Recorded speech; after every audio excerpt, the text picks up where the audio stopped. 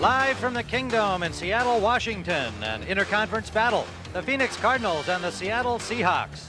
Hello everybody, I'm Tim Ryan here at the Kingdome, and today we've got the Seattle Seahawks, champions of the West Division of the AFC last year, who lost their opener to Philadelphia 31-7. The Cardinals, on the other hand, who lost their last 5 games last season, got off to a good start with a win over Detroit. Joining me in the broadcast booth, making his debut as a young man who made his football debut right here in the Kingdome back a few years ago, 3-time Pro Bowler Randy Cross. Nice to have you here, Randy. And Thank you, let's Tim. talk a little football about the Seattle Seahawks, who got behind early last week against the Eagles, could never recover. They're not a catch-up offense. They're a very methodical offense. The key to them is really running the ball well. It's always been Kurt Warner here in Seattle. Last week he had 47 yards. The man on the ground now for Seattle is John L. Williams. Well, they hope to run the ball against a battered defense of the Cardinals. The Cardinals won last week, but it was a costly win in a battle. They hope they haven't lost the war already.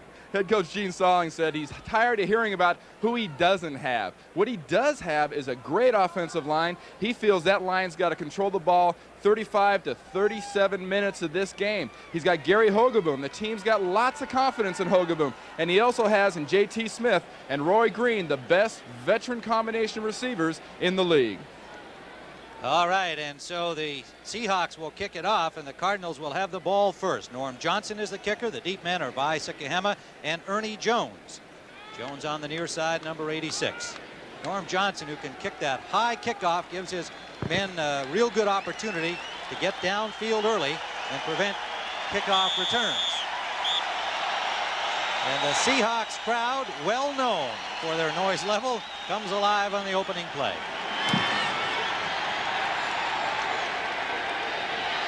From the goal line, Sikahema to the 33-yard line, but a flag down. A good return by Vai Sikahema, the specialist of the Cardinals in that department. And Eugene Robinson made the tackle, but a flag down on the play. Illegal contact, pushed in the back, number 58 on the return. Referee Pat Haggerty making the call, charged against the Cardinals.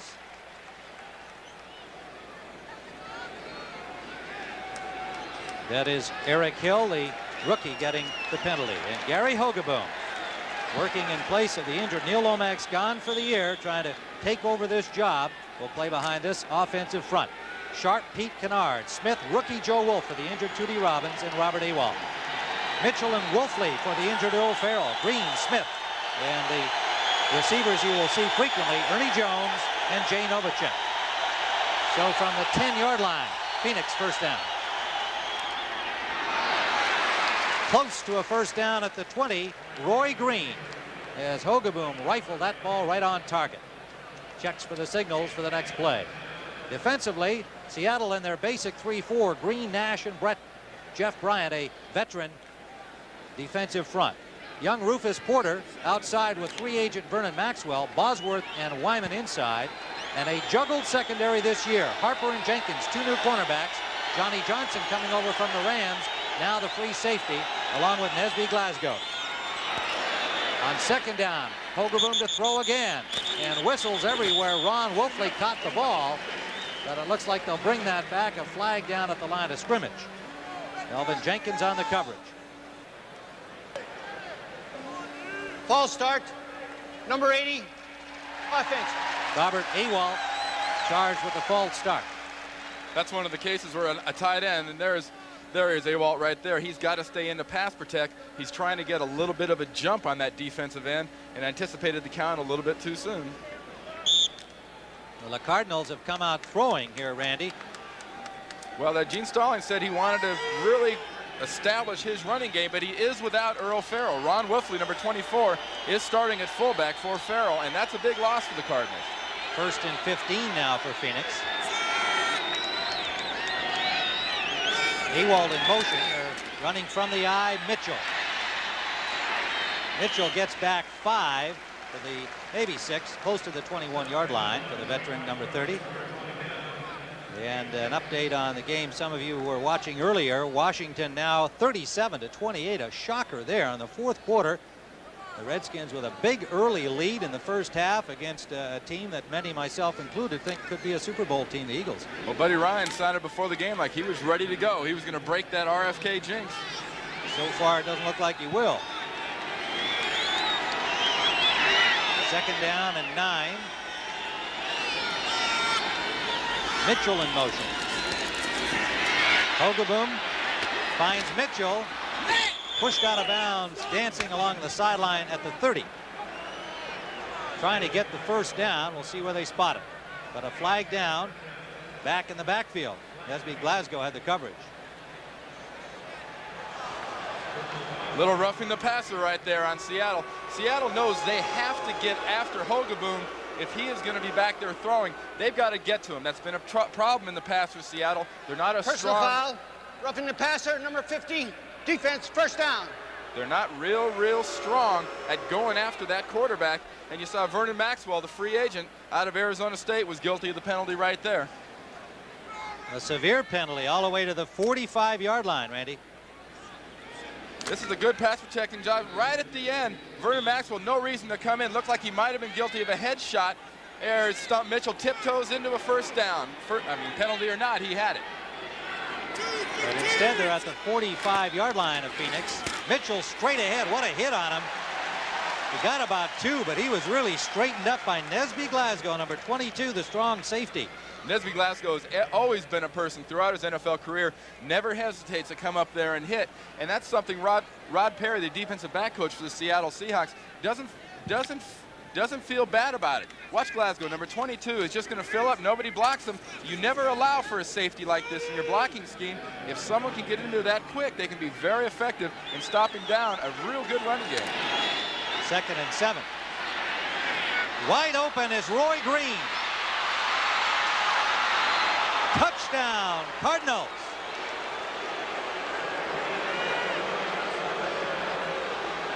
Hogaboom hits Roy Green, a 51-yard scoring strike, and he was in full tilt when he caught the ball, ran away from the secondary, and the Cardinals jump into an early lead on their opening drive. This is a wake-up call for all you Seattle Seahawks out there. I think they were very confident. They were favored coming into this game, and this is a great example of a team that's been down. They've had injuries. They're very much optimistic, and Gene Stallings has got this team really believing in itself, and you can't ask for a better way to start than have a Roy Green 51-yard touchdown reception, and this is one of the true quality guys in the league. Now Del Greco for the point after. It's blocked. Well, the Seahawks give themselves a little bit of a lift after the sudden scoring strike to Roy Green. If there's one signature, if you could carry over through the last 14 years of this franchise, it's always been special teams. They've always had high-quality special teams here in Seattle, and their coach, Rusty Tillman, as would indicate right here with a block kick, is willing to keep that tradition up. Here we have Roy Green. Roy and J.T. Smith coming into this game both had great games last week. Here we go, 6 for 130 for 4 touchdowns was last time he played against Seattle. Hogaboom gets the time. It's just a crossing pattern. Seattle steps up, bites on any kind of play-action fake, and Roy Green here just outruns. Jenkins never really had a chance from the sideline. It looked like he was closer than he really was. Green was very confident talking with us last night when he arrived here. You had the feeling that he was ready for a big game, liked what they had seen on the game tapes, and came in here feeling that he was going to have himself a good afternoon. What an early start. And there's a happy face. He really seemed to be kind of licking his chops last night. Yes, he did. He knows he's got a reconstructed defensive backfield for the Seattle Seahawks. He's got a good offense that can strike, and it's really a key for them to get some points on the board. Next time they get the ball, they would like not to strike quite so quick, though. They've got to hold on to the ball and keep the Seattle offense off the field with this battered Phoenix defense. Meanwhile, they'll take the 7-0 lead, and Del Greco's kickoff. James Jefferson and Elroy Harris, the deep men. It's Harris. Harris gets out to the 32-yard line, and David Craig will bring on the Seahawks offense for the first time today. 15 of 34 last week in the losing cause, trying to play catch-up ball after they got behind early against the Eagles. His offensive front includes the rookie at left tackle, Andy Heck, an otherwise experienced line. Grant Fiesel replacing the departed Blair Bush at center, and rookie Robert Tyler, really a first-year man, but who didn't play last year at all, replacing Mike Tice. Steve Largent out of action, and Tommy Kane moves in there along with Lewis Clark replacing Largent as the starter. On first down, Warner for about 4 yards. The Cardinals defensively, a four-man front, Nunn, Clasby, the rookie Jim Waller, with Sadler moving outside to replace the injured David Galloway, who was hurt, suffering a broken thumb last week. Bell, rookie Eric Hill, the #1 pick, and Ken Harvey. 3 number 1s, all young linebackers. Mack and Carter on the corners, Michael Zordich for the injured Lonnie Young. And a long afternoon for Tim McDonald. A little dispute here on second down as they broke the huddle.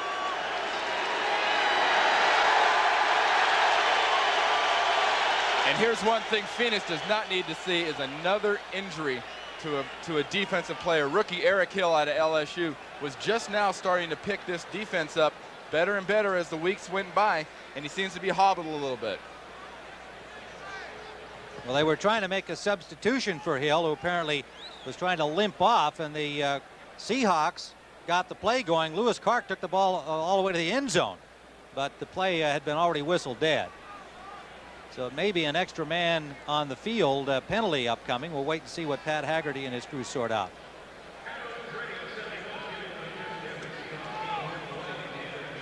And we're looking at some of the finals and late scores in from earlier this afternoon in the NFL. Look at that, 41-10, Pittsburgh taking it on the chin again.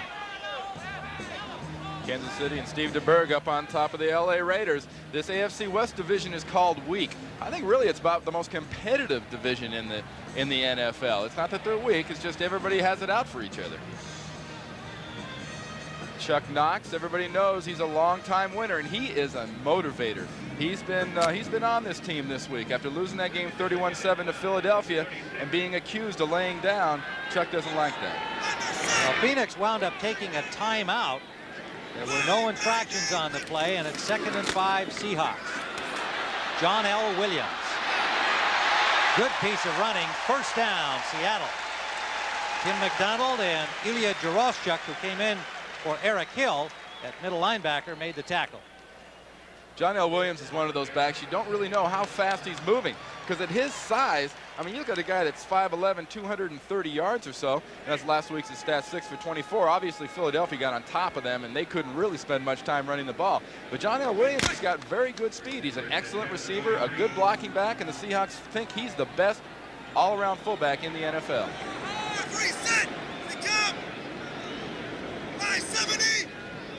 First down, Seahawks. Kurt Warner for about 7. Finding a hole out the left side. Ken Harvey, the linebacker, stopped him.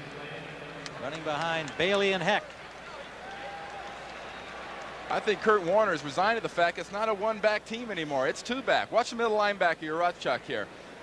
Center Grant Fiesel blocks back. Edwin Bailey comes around and gets a great block on him. Ken Harvey folds back around from his linebacker position and makes the stop on Warner.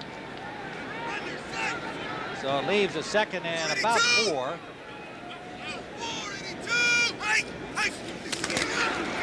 This is Williams. Stopped short of the first down. Another flag down. Thrown at the line of scrimmage. John L. Williams, as the Seattle coaches described him, is a pile mover. He's the type of running back can run right into the back of the offensive lineman who's blocking on the defensive lineman, and he'll get 3 yards just from his momentum. But I was mentioning earlier about Kurt Warner. Kurt Warner is the kind of running back that's been used to carrying the load, and it's not like that anymore here at Seattle. He's got John L. to take some pressure off him.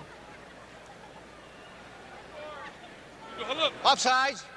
Defense. First down. Well, they didn't put the finger on anybody, but it looked to us like it might have been Rod Sadler. Got to be pretty excited about getting a start. Sadler jumps a little bit and just gets enough into that.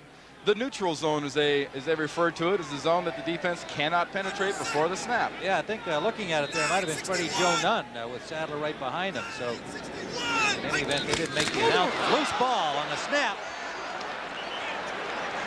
Looks like Seattle has it, but it never got into the hands of Craig. Instead, it was Ron Mattis or Brian Millard, the right guard, who came up with the ball. You know, Seattle's got a new center, really.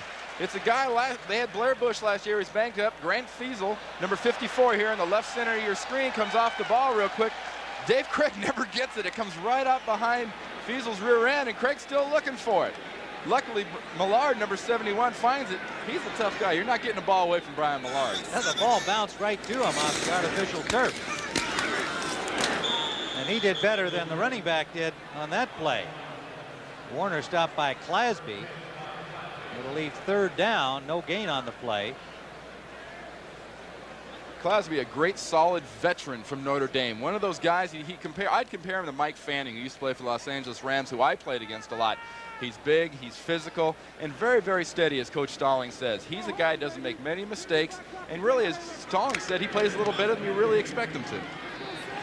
So the Seahawks have a 3rd and 7, Randy, and 6 defensive backs are in now for Phoenix. Jay Taylor and Roland Mitchell joining the regular foursome, and 4 wideouts for Seattle. Craig from the shotgun. He is sacked and the ball is loose. Seattle recovers. Ken Harvey got the hit on Craig. There's Andy Heck, the rookie out of Notre Dame. Ken Harvey said he saw a few things on the film that he could take advantage of Andy Heck and his inexperience. Ken Harvey, good, quick, number 56 on the right-hand side of your screen, hits Heck, brings him upfield. Craig tries to come up inside. You can't blame an offensive lineman for that. He does not know where the quarterback's going to scramble to, and that's great instincts on the case of Mr. Harvey here, number 56. He just came off at the right time to make the snap. So the punt from Ruben Rodriguez lands at the 5 and is down near the 3-yard line by Seattle.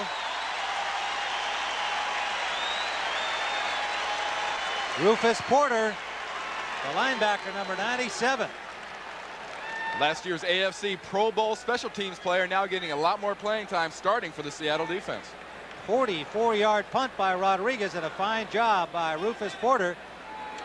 He got the start at outside left linebacker today, and they think he's going to develop into a real fine one. He's not one of the biggest guys you'd ever want to see. I mean, heck, he's only 6'1", 220 pounds, but Chuck Knox loves his heart. He says Rufus Porter's a guy that will go to the wall for you.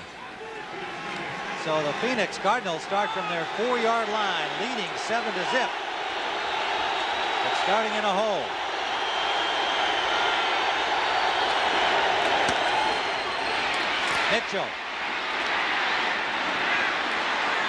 Mitchell eludes 2 tacklers and gets up to the 13-yard line. Well, for an NFL update, let's go to Brent Musburger in New York. All right, Tim, here it is. It put the Eagles back in the game for a few seconds. But Gerald Riggs has just exploded. He didn't score, but Riggs has rushed for 213 yards today. And now the Skins have a chance to score again. About a minute to go. Let's go back to Tim. Wow, what a day for Gerald Riggs. Over 200 yards. Redskins looking like they made a real steal. 2nd down here, about 2. And a mix-up in the play, and you've got Hogaboom talking to Ewald. That brings flags everywhere. They may have used up the clock. Well, there were still 4 seconds showing. Ball start. Number 68. Well, they got a false start out of it from the rookie Joe Wolf at right tackle in Tootie Robbins' spot.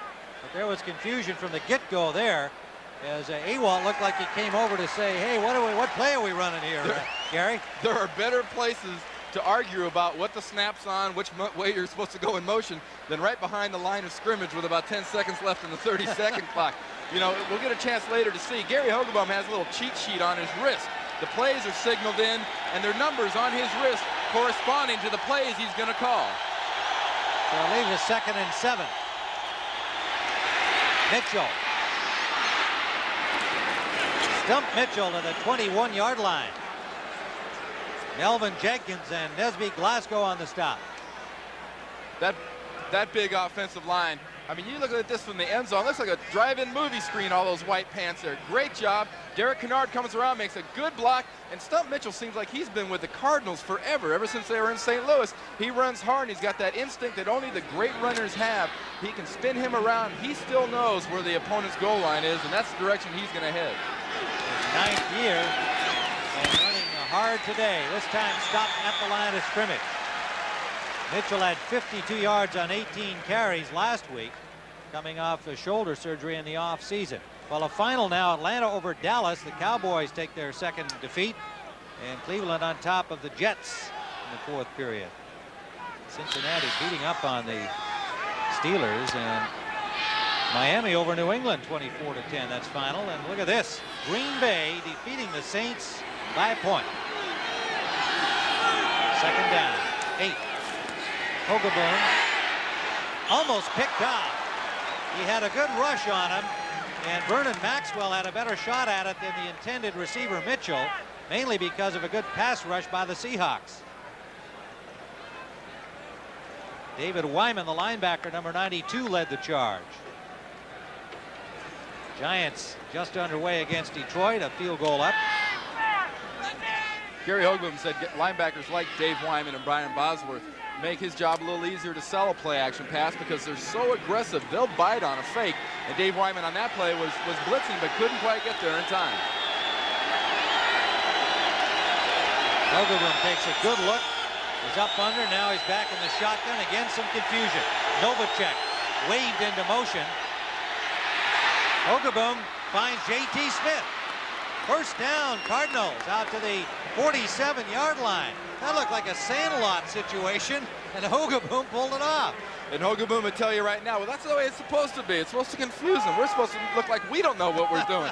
I tell you, Hogaboom had a great game last week. He's off to a good start here, and one of the reasons he's playing so well, he's getting good protection. Rufus Porter hits him late, but these 2 wide receivers, J.T. Smith and Roy Green, you can't ask for better wide receivers. I don't care how old these guys are. They're playing like they're 22 instead of 32, 33.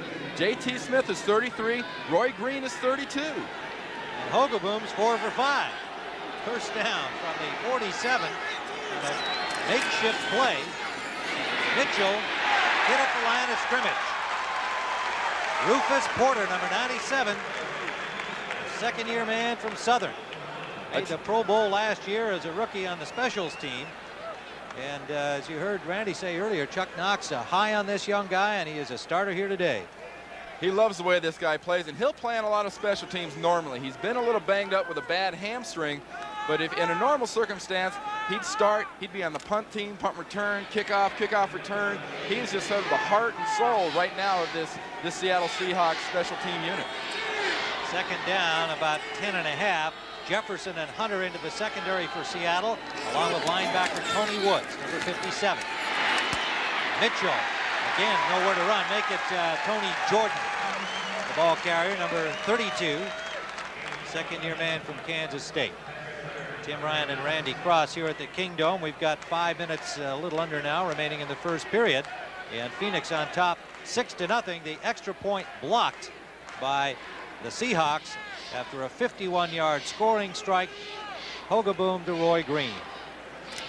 Thus far, the Cardinals have taken advantage of a not inexperienced defensive backfield for the Seahawks, but one that isn't used to playing together, and it shows. Hogaboom with 3 receivers lined up to the left, and now Green goes in motion to the right. And early movement across the line, Jacob Green, and flags everywhere. Let's see if he was drawn. Encroachment, number 79, defense. And it is charged against Jacob Green. Encroachment. An offensive lineman is offsides. That's offsides or illegal procedure. Defensive lineman, it's encroachment. He can't go into that area laterally from the football, and he gets off a little bit early, probably about 2 seconds before even Hogaboom planned on getting moving. Got a big jump for sure. Jacob Green's had a very good long career here in Seattle. He plays inside on the nickel rush, outside. He's a real quality star in this NFL. 3rd down and nearly 5. Hogaboom got a man. Ernie Jones for a 1st down. Phoenix to the 5-yard line. Dwayne Harper on the coverage. Hogaboom looks intense. He's enjoying himself. He's having a good time here. He checks that list there on his wrist. Here you see Jones at the top of your screen, just at the very edge. Just runs down here. They push the defensive back deep. He just runs a little curl, and Hogaboom hits him very nicely. He turns upfield. Marginal, almost a face mask there on the Seattle defensive back, Jenkins. First down inside the 35. Stump Mitchell. Hit at the line by Bosworth. The helmet came off on the collision, and it was Mitchell's helmet. You know you've been hit when you lose your hat. The Boz is the kind of guy that he loves to scrape. He loves to run. Against a big physical offensive line like this, you'd want to think that the Phoenix Cardinals want to come after him right at him. And Brian Bosworth, they're in the 3-4. He's a little shifted over. He just scrapes right behind the nose guard and says, give me that hit. He wanted the head to come with it. He didn't plan just the helmet to come off. He wanted the skull, everything. 2nd and 6. Mitchell again. Another flag down. We've had a bunch here early on. And a preliminary holding signal against the Phoenix Cardinals. Nash and Porter made the hit on Mitchell, who has been taking his lumps here as the primary running back in the absence of Farrell. Well, you're running here. Gene Stallings is conferring with Tom Tupa, number 19, who he really... Holding, 24, offense. Still 2nd down. Coach Stallings feels that Tom Tupa was probably his most improved player from about mid-preseason on. He's very comfortable if it should ever come up, and he has to use Tupa. He'd love to put him in. He says he's got no problem with using this backup quarterback. Plus, he's a backup punter, too. How many times has that ever happened? Yeah, he's a handy guy. They have been impressed with his development. Now, the 5th penalty for the Cardinals and 2 against Seattle, and we've still got 3:14 to go here in the first period.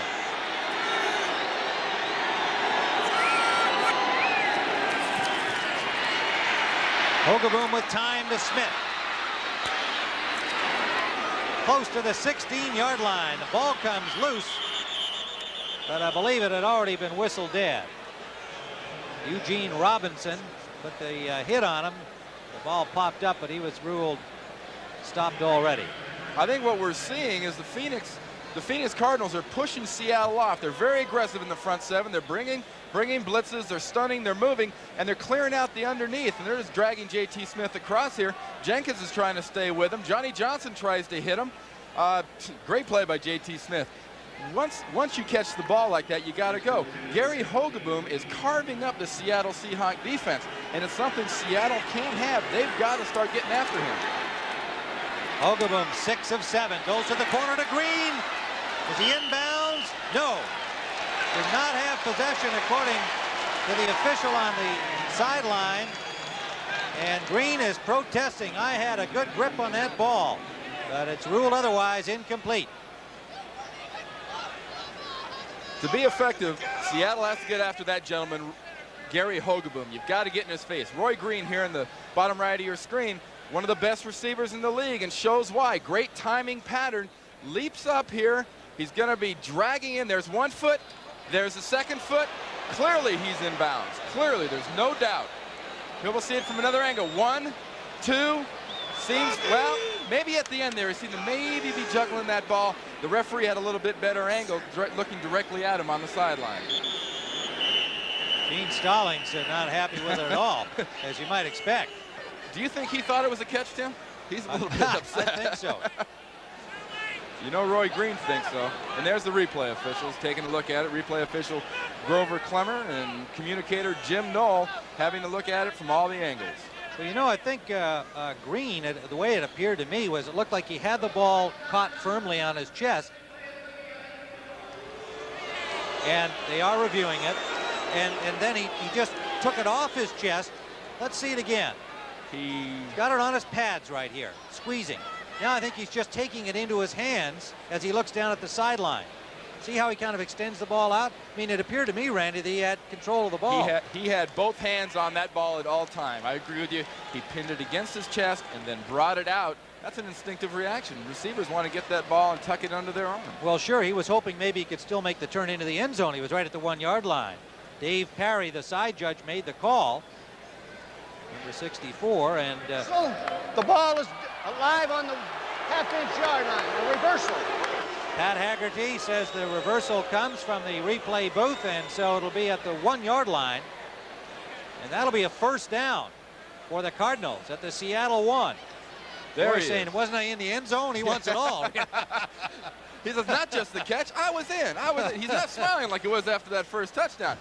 It's a great case. A little bit of a stumble there by Melvin Jenkins. Good timing pattern. He's got it against his chest. First foot, second foot, he's in. Sorry, Roy, it was not a touchdown. He's going to go right up to the ref right here and say, how could that not be a catch? That's a catch. I was in. Touchdown. Put your arms up. First and goal from the 1, and first time that the noisy Seahawk fans get involved.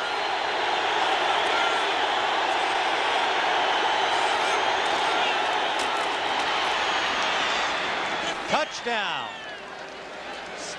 Tony Jordan, number 32. Jordan, the second-year man from Kansas State. And the Cardinals widen their lead here early. Still in the first period. Anytime you're in that part of the field, a coach like Gene Stallings, he's going to teach a defensive team to root down underneath that offensive line. But Coach Stallings' offensive line is a big group of boys. We're talking 318, 270. I mean, not 270, 280, 280, 310, 318. 270 is pretty big to most of us, you know, Well, Randy. that's big to most of us. I played at 275 my last season. I was undersized. Del Greco for the point after. And this one, he nails through without mishap. And so the Cardinals have jumped into the lead here with 2:16 still to play in the first quarter, 13-0. Well, let's take kind of an offensive lineman's view of this whole thing. You get down there on the ground, you're down inside the pit, as they call it, and there the charge of the Seattle defense did not get in the backfield, and it made it easy work on that in that case for Tony Jordan at 6'2", 220. He just bowled his way over. Todd Pete and Luis Sharp on the left side of the Cardinal offensive line, opening the hole for Tony Jordan. You know, poor little Luis Sharp, 6'4". They list him at 260. I'm sorry, Luis, you haven't been 260 since the 8th grade picnic. I mean, he's significantly bigger than that. Now, Gene Stallings angry at something here. Not sure what. I don't see a penalty being assessed on the kickoff. And he certainly won the argument vis-a-vis the catch by Roy Green, but still some jawing going on. But this man is certainly more concerned. He's down by 13. You know, Chuck Knox counts on this crowd. You know, a lot has been made of the noise rule and whatnot. I don't really make much of that in a situation like this. It's 13-0. What's the best way to shut up probably one of the loudest crowds in the NFL? Get on them, jump on them. Make these people think about where they're going to go at halftime. They're going to have a hot dog, they're going to have a beer, what's going to be going on. At this moment, the crowd is not even going to be close to a factor. Del Greco. Kickoff is short, coming down at the 10. Jefferson to the 26-yard line. So Seattle will start 1st and 10 from there, trailing 13-0. Novacek on the tackle. Well, we'd like to welcome those of you who have been watching the Philadelphia-Washington game. What a game indeed. The Eagles coming from behind to win it 42-37. Tim Ryan and Randy Cross here at the Kingdome, where the Cardinals have jumped on the Seattle Seahawks here in the first period. They just scored their second touchdown of the game and lead 13-0 with 2:07 to go in the first quarter. Craig complete out the right side to Brian Blades. And it'll be just short of the first down yardage. Well, let's see where they spot it. No, it will be a first down on the spot. Cedric Mack on the coverage made the tackle. That is a typical Seattle offensive play. They're not greedy. They're not a team that's going to go for bomb after bomb. They'll take those 10, 12, 15-yard passes and be very happy running the ball at a 4-yard to 5-yard clip. Just the second possession for the Seahawks here with less than 2 minutes to go in the period. Cardinals used up 5:49 on the last drive. Kurt Warner, hard running out the left side for about 8.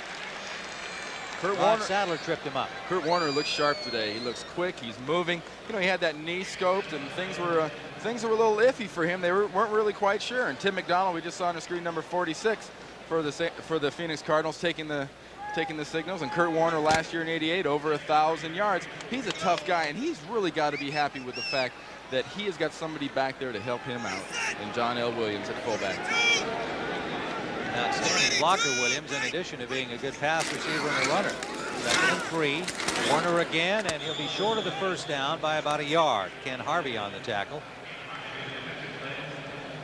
But certainly what's happened here offensively in this first period has been a combination of the things Stallings hoped for. One was to use up some clock time. They've had the ball most of the quarter, and that, of course, keeps his injured defense off the field. But secondly, they've been able to pass against the Seahawks secondary, and Roy Green, you could tell, as you said earlier, Randy, he was loaded for bear coming in here. They've got 2 new cornerbacks in Jenkins and Harper, and they had difficulty last week against the Eagles, and Green and Smith have burned them so far. 3rd down and about a yard and a half. Warner cuts it back inside, and it'll be close. Rookie Jim Waller made the tackle, number 66.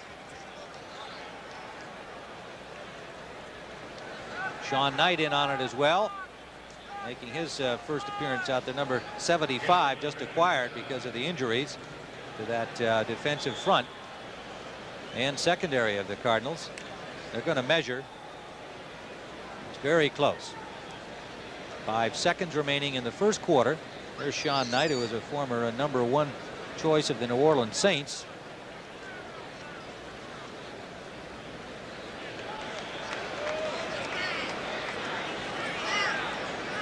Cardinals saying the Seahawks didn't make it, and they get some agreement from the officials. And the punting unit is coming on for Seattle. The ball is at their own 42-yard line, almost at the 42. And the crowd booing, obviously wanting them to go for it, but there's still 3/4 of this game to be played. So Chuck Knox is going to kick it away. At least he's got the punting unit on the field.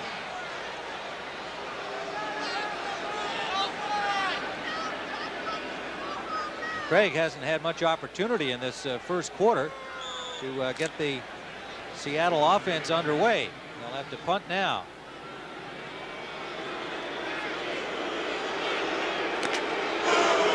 They'll walk it around and do it the other way as we've reached the end of the first quarter at the Kingdome in Seattle, with the Cardinals leading 13-0.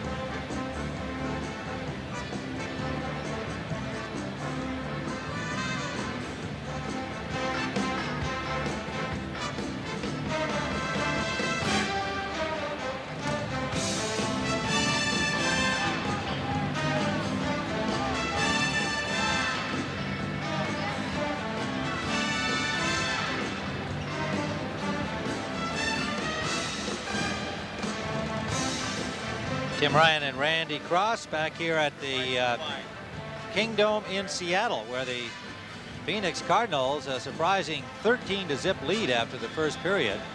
And you can see that it's been a hot Hogaboom. 7 of 8, 148 yards.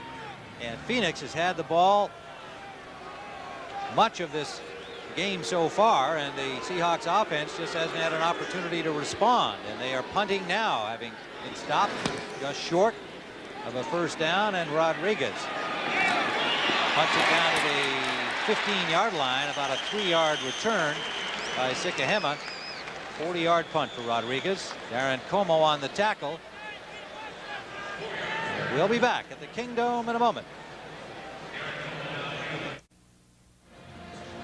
Tim Ryan with former 49er Randy Cross here at the Kingdome in Seattle. 13-0, 14:52 to go here in the first half. And there is Neil Lomax in an unfamiliar position, one he doesn't like at all. 8th rated all-time NFL passer, but he's up in the booth with the Cardinals staff. He's on a phone downstairs to Tom Tupa. He can talk to Hogaboom when he comes off the field and discuss things with him. And Hogaboom is doing just fine, thank you. 7 of 8. Jesse Clark has come into the backfield of the Cardinals at fullback, joining Stump Mitchell there. Clark, number 34. Cardinals there just sort of mushed the ball up there behind their big left side. Look at number 64, Pete, right there. Todd Pete, 6'2", 318 pounds. And everybody realizes you lie a little bit about your weight in the program, because he could be bigger than that. The wide bodies, they call themselves. Missing Tootie Robbins today. Jesse Clark picks up another 4 yards. It'll leave 3rd and about 2. Clark, a former Green Bay Packer, was cut and re-signed this last week by the Cardinals and getting some playing time. Gene Stalling says, I love this guy because he gives you such effort. You know exactly what you're going to get from him. Is all out all the time and a good team man. And he's the perfect kind of back to run behind this offensive line. This line is not a quick trapping group. It's a line that's going to mush and move. And Jesse Clark is not shy about cutting the ball up there. It's 3rd and a long 1 for the Cardinals, working the ground now. This is what they wanted to do at the outset of the game. Clark diving for what should be another Cardinal first down. Jacob Green made the tackle. There's Steve Largent in the red checkered shirt there with the glasses on, with the injured right elbow, the all-time NFL leader, receptions and yardage, and he's 1 touchdown behind Don Hudson from Green Bay, and they expect him to be back just about the time. I guess they're publicizing 6-10 weeks, but it's a slow healing process, and he can't come back till that's ready. On first down, Hogaboom airing it out for Green. Overthrown. Harper on the coverage, number 29.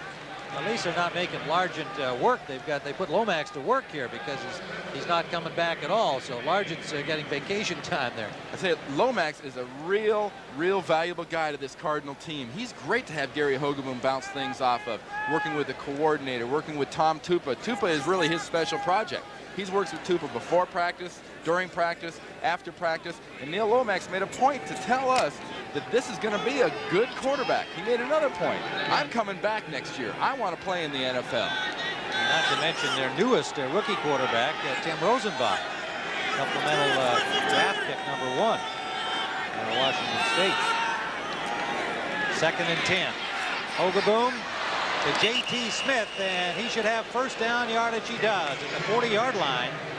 Melvin Jenkins on the coverage. So the pattern similar to a week ago. The cornerbacks, Jenkins and Harper, the 2 new corners of the Seahawks, are being punished today by Gary Hogaboom. That's right. You've got to give a lot of credit to Lewis Sharp, Todd Pete, Derek Kennard, Lance Smith, and rookie Joe Wolf up front for the Cardinals. They're keeping the Seahawk team away from Hogaboom. If a quarterback like Hogaboom doesn't get flinching, isn't afraid of a pass rush, he's got all the ability in the world to pick you apart. The flag down as Mitchell brings it to the right side. Picked up about 6, but the flag came early. Harper drove him out.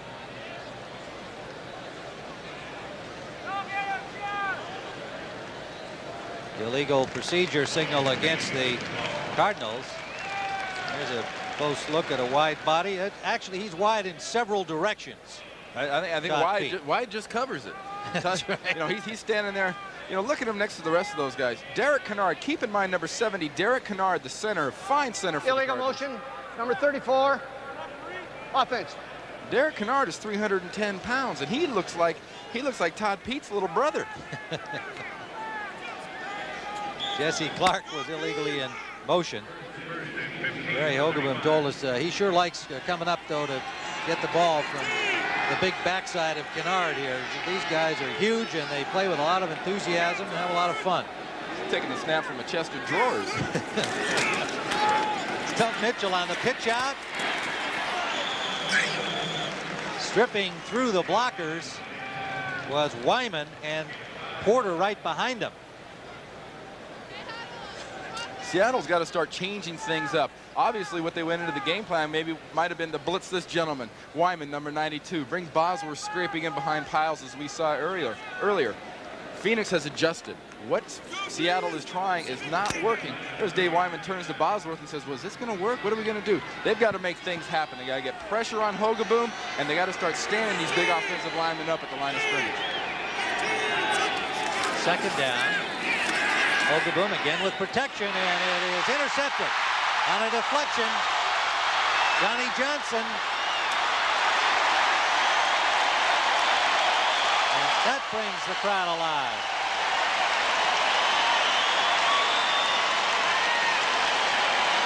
Jesse Clark, the intended receiver, the ball popped off his fingertips right into Johnson's hands. Just when you say they got to make something happen, Phoenix made it happen for him. Jesse Clark, ball bounces off him. That's where a veteran's going to be. He's right there in the middle. Johnny Johnson, a lot of years with the Rams. Nice return run by Johnny Johnson. That's making something happen, and that's going to make coordinator Tom Catlin happy. We'll be right back.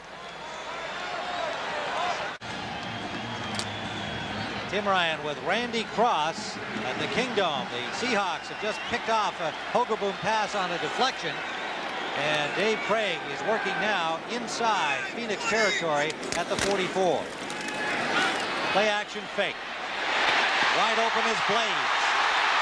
Carter after him.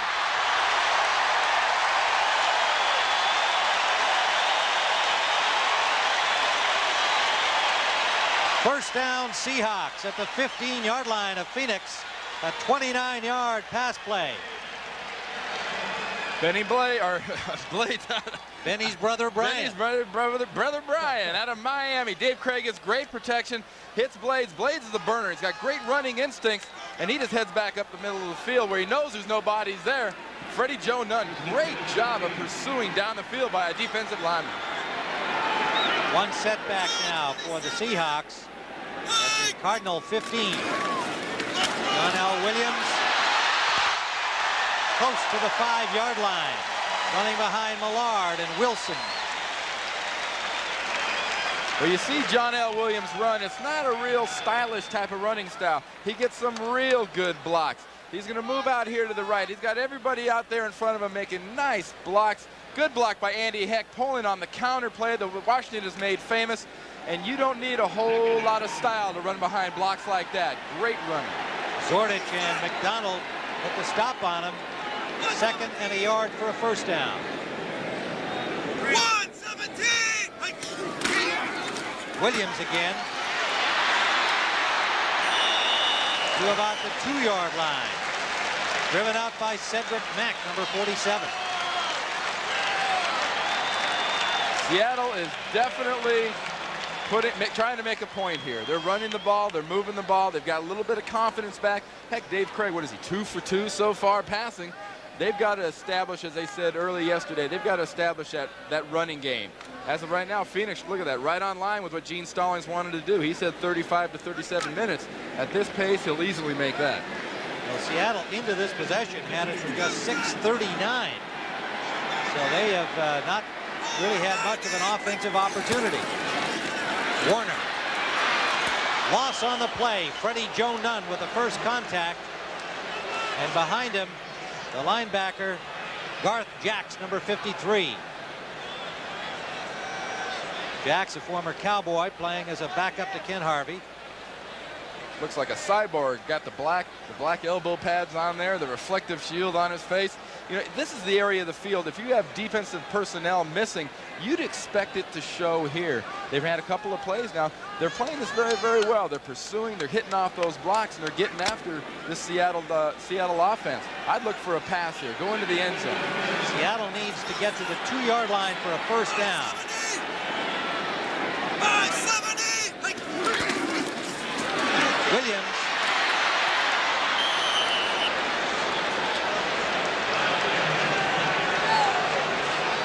Williams knocked out of bounds at about the, well, right at the 2.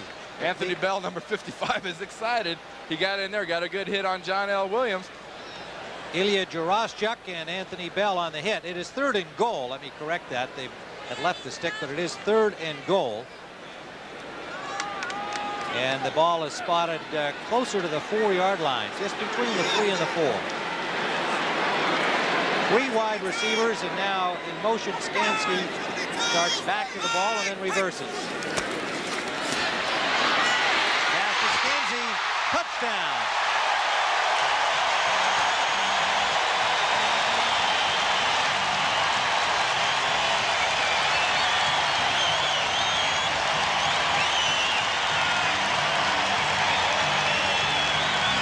Skansky had to run a long way for a 3-yard touchdown because he started out wide, went in motion back to the ball, and then reversed his field, went the other way. The whole theory on doing something like that, Tim, is you put a guy in motion, you bring him back, you try to confuse the defensive back, and then basically it's a foot race to the corner of the end zone, and the key there is getting an accurate pass from the quarterback, and Dave Krieg made a beautiful throw. And Norm Johnson for the point after, and the Seahawks back in the football game.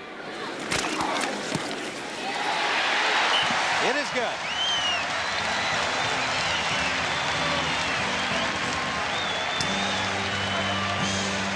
"43 yards in 6 plays.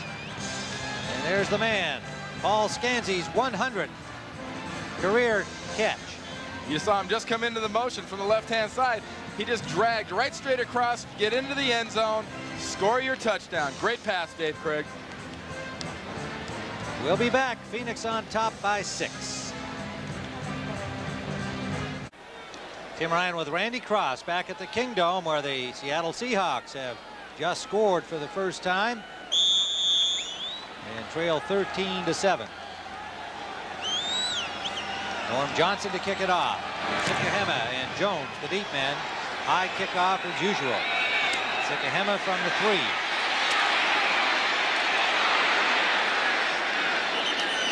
Out of bounds at about the 22-yard line. Flags upfield, so no doubt a blocking infraction. Patrick Hunter forced him out of bounds. Got a flag-filled first half.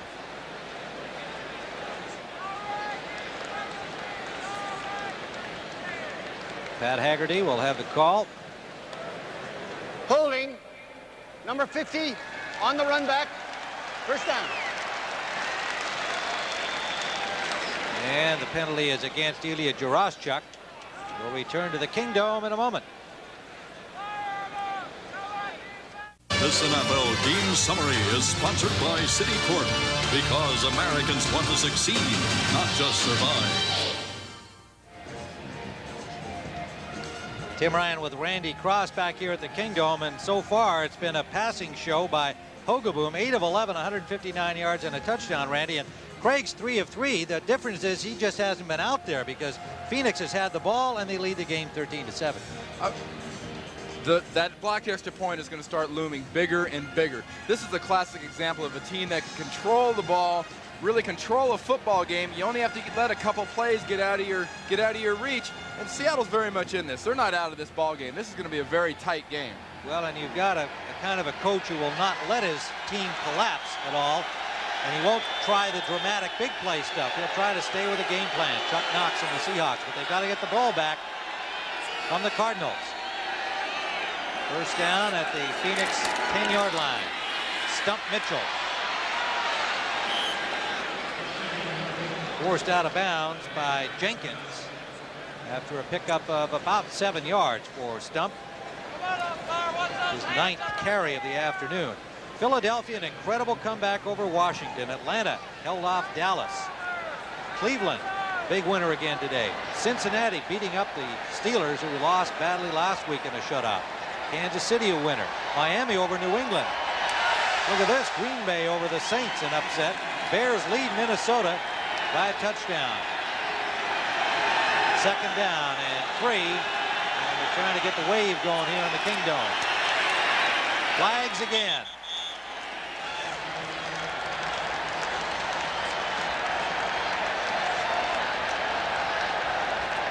Trying to get this crowd excited. Once again jumping offside, but believe it was Robert Ewald, number 80. Ball start.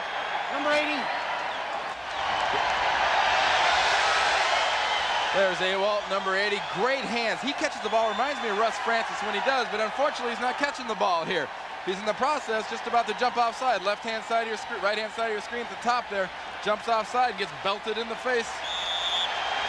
You could see him rise up out of his three-point stance. Getting a false start call, and the wave is underway in Seattle. And Hogaboom will have to raise the level of his voice. Finds Roy Green. Green, a nice move away from Harper, has a first down. Phoenix. Much was made in this preseason about Rod Perry, the defensive back coach for the Seahawks, bringing a new bump and run style to the Seahawks. We haven't seen any of that today. These guys are playing soft. You're gonna tell me J.T. Smith and Roy Green aren't gonna make 7, 8, 10 yards every time Hogaboom wants to turn and throw the ball off? They got to get up there in this guy's face. Look at this. There's 10 yards from Green to the cornerback. Dwayne Harper. He just flips it out there and says, "Go ahead, Roy, try to run with it." Well, there's no kind way to say that they are murdering these two cornerbacks so far in this first half. Stump Mitchell. Hard running by Mitchell. About 8 yards on the pickup. And some little extra activity on the sideline. Bosworth is in the middle of it, along with a couple of Cardinals. Well, if nothing else, Brian will talk to you in that situation. Notice he's on the outside of that pile. He's not leaping into the middle of that thing. There's a little frustration showing here. This is a team in the Cardinals. They're pushing, they're running. You know, we talked about the cornerbacks playing off the ball. Gene Stallings made the point last night. If they give us that much room, we're going to have Hogaboom do it. Now we get a good idea of the punching. Nobody likes to be pushed around. Stump Mitchell starts running. Bosworth has his face. There it is. Bosworth, heck, he had his hand up in Stump Mitchell's face mask. And J.T. Smith didn't like it. That should have been a penalty out of bounds. Meanwhile, the Cardinals pick up another first down over the 40-yard line. Mitchell, who's been the workhorse on the ground, and Hogaboom throwing to Smith and Green against the two cornerbacks of Seattle. The Seattle Seahawks are looking for a more aggressive play out of this guy right here, Brian Bosworth, number 55. Tom Flores, the general manager, says, "We're not trying to trade him. We've just told him, you're a third-year linebacker. You better start playing like it. You're supposed to be a star in this league." Bosworth definitely feeling the pressure here to perform. Ron Wolfley picks up 5 yards, another flag down. Mitchell has carried 11 times for 40 yards. Ron Wolfley has not been used a whole lot running the ball, but there's a holding call against Phoenix. Bosworth and Wyman were in on that tackle. In my opinion, Brian Bosworth would be the perfect 46, that Eagle Buddy Ryan type defense linebacker. He's great sideline to sideline. I never played against a guy quicker than that. I couldn't catch him. He's a guy that can run. He tackles well. If he has a weakness, it's at the point that you can run at him. You can go after Brian Bosworth. Robert Ewald picks up another penalty, this time for holding and 2 offsides. You never like to see that happen to anybody, mainly because it can distract you from your game. Here's Ewald, and I'm sure Gene Stallings going to have a word or two for him when they are next on the sideline. Gary Hogaboom, so far having himself a fine afternoon. Smith in motion. Mitchell picks up about 5. The Seahawks shut that down effectively, though. Did not play it as a pass play despite the long yardage needed. They were looking for run and made the stop. Darren Miller's in for Wyman. Now Wyman coming back onto the field, number 92, starting inside linebacker with Bosworth. The ex-Stanford player coming off knee surgery. Bosworth gets arrested. Must be Bosworth's turn for a drink of water. They're going to trade back and forth. So Darren Miller is the other inside linebacker who comes in to replace either Bosworth or Wyman. Second down and 14 required for the Cardinals from the shotgun. Hogaboom finds Roy Green. He dropped the ball on a good hit from Jenkins, and the Seahawks have it.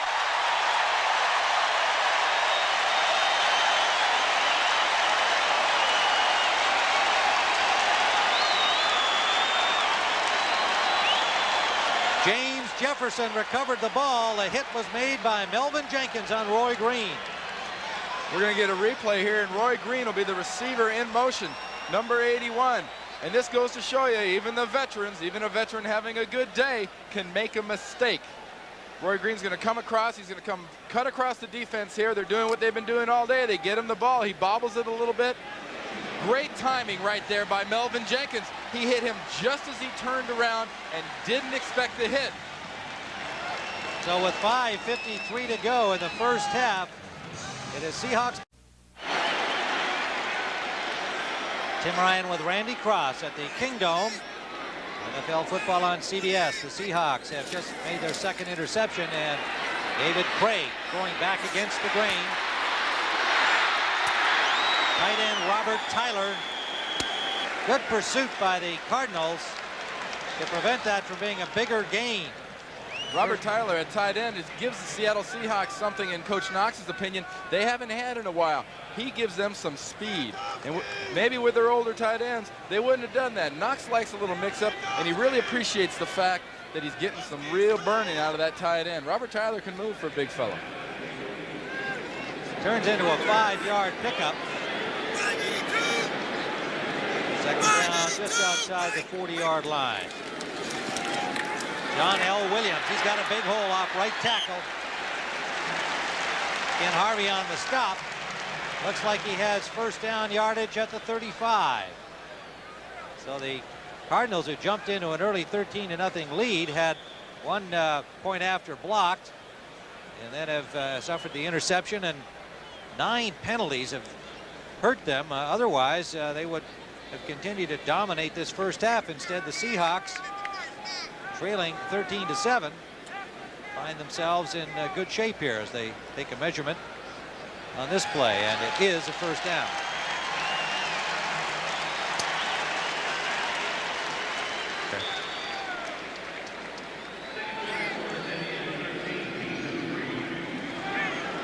Minnesota is now tied with the Bears at 7. Indianapolis on top of the Rams 17-10. Eric Dickerson Day at Anaheim. I don't think John Robinson had a welcome cake for him on his stool when he got that locker room. First down for the Seahawks at the 35 of Phoenix. Double tight ends in. Blocking for Williams. Williams gets to the 30-yard line. Driven out there by Carter and Harvey. That's 2 plays in a row with that counter play where you bring your backside offensive lineman, you pull them around, you have them lead the back. And Seattle hadn't run that much in the past. Quarterback Dave Craig said, we've always had it in, but we haven't used it much. Now that they've got 2 running backs that can run it out at any set with John L. Williams, number 32, and Kurt Warner, 28, it's been a great addition to this offense.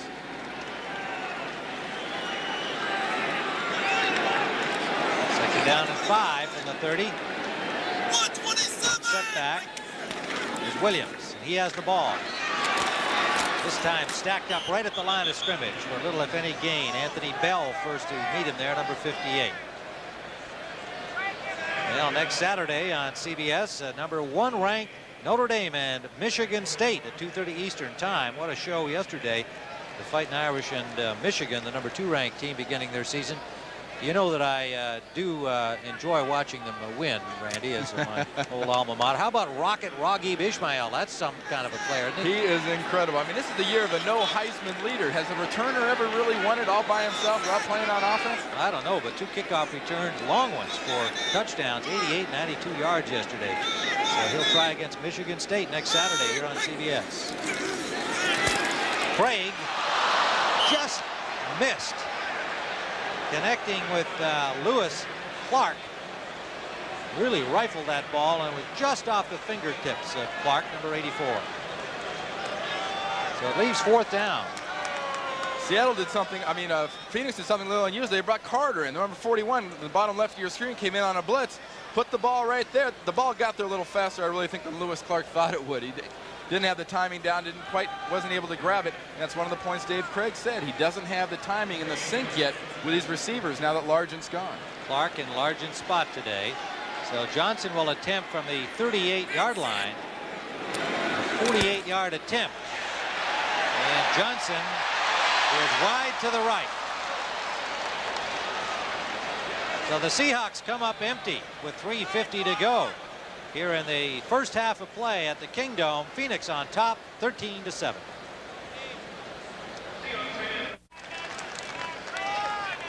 Tim Ryan with Randy Cross back here in the Kingdome. 13-7. The Cardinals lead it. They went on top early in the game and had a 13-0 lead before Seattle came back, and we have 3:50 to play here in the first half. Cardinal ball at their own 30. Gary Hogeboom has had himself a good first half. So is this man, Stump Mitchell. And Mitchell, with a second effort, turns it into nearly a 5-yard gain. Back here at the Kingdome in Seattle, where a sellout crowd has not had a whole lot to cheer about yet, although the Seahawks have gotten themselves back into it, Randy, and trail only by 6. That block point after, as you pointed out, could still loom very large. To this point, Gary Hogeboom's quarterbacking, Stump Mitchell's running well, the receivers are catching the ball. What's kept Seattle in this game is the mistakes and penalties that the Cardinals have gotten, and they can't blame anybody but themselves for any of those. Hogeboom wanting to change it up here. Wolfley and Mitchell shift to a pro set. Hogeboom going for Green deep. Overthrown. Green had run by Harper, the cornerback. 32-year-old Roy Green has still got some jets. He's got fun. He had a great comment yesterday about J.T. Smith. We were giving him a bad time about being an older receiver. He says, older, look at J.T. Smith. He goes, heck, I had his football card when I was 12 years old, when Sammy Baugh was throwing to him. He was in very good humor. Roy Green, who the last time he played the Seahawks had 4 touchdown catches. Today, he's not doing so badly for the first half. Jefferson and Hunter have come in to give the Seahawks 6 defensive backs now on this third down. Hogeboom gets time, deep sideline for Novacek, and incomplete. Jefferson had the coverage on Novacek, and the Cardinals will have to punt. So here you have a situation where the Seahawks will have the ball back with about 2.5 minutes to play in the first half, trailing only by 6. 2.5 minutes to a veteran quarterback like Dave Craig, especially in his home stadium, where they're at least a touchdown better than probably anywhere else they play. 2.5 minutes that's plenty of time. He can score from way out that much time. Camarillo's first punt. High arching punt. Fair catch signaled by Jefferson. And the Seahawks will start from their own 19-yard line when we return to the Kingdome. Phoenix leading 13-7. 2:45 still to go in the first half. There we go. There he is. Roy Green, 81, J.T. Smith. Are they trading football cards? You figure right there. Roy's going, look, I got 3 of yours. I'll trade you those for a couple of Neil Lomaxes. That's my blast offer. Smith had 10 catches last week.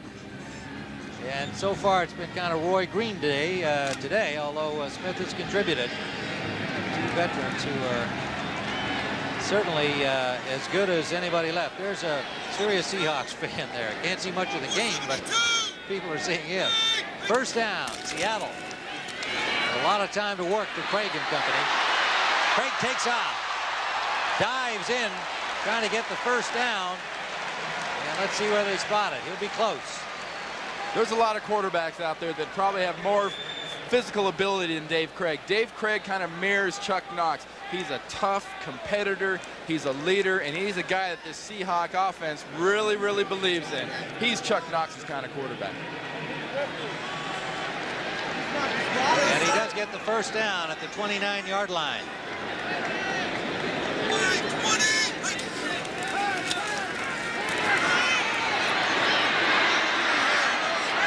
Craig complete, rolling out, finds Warner.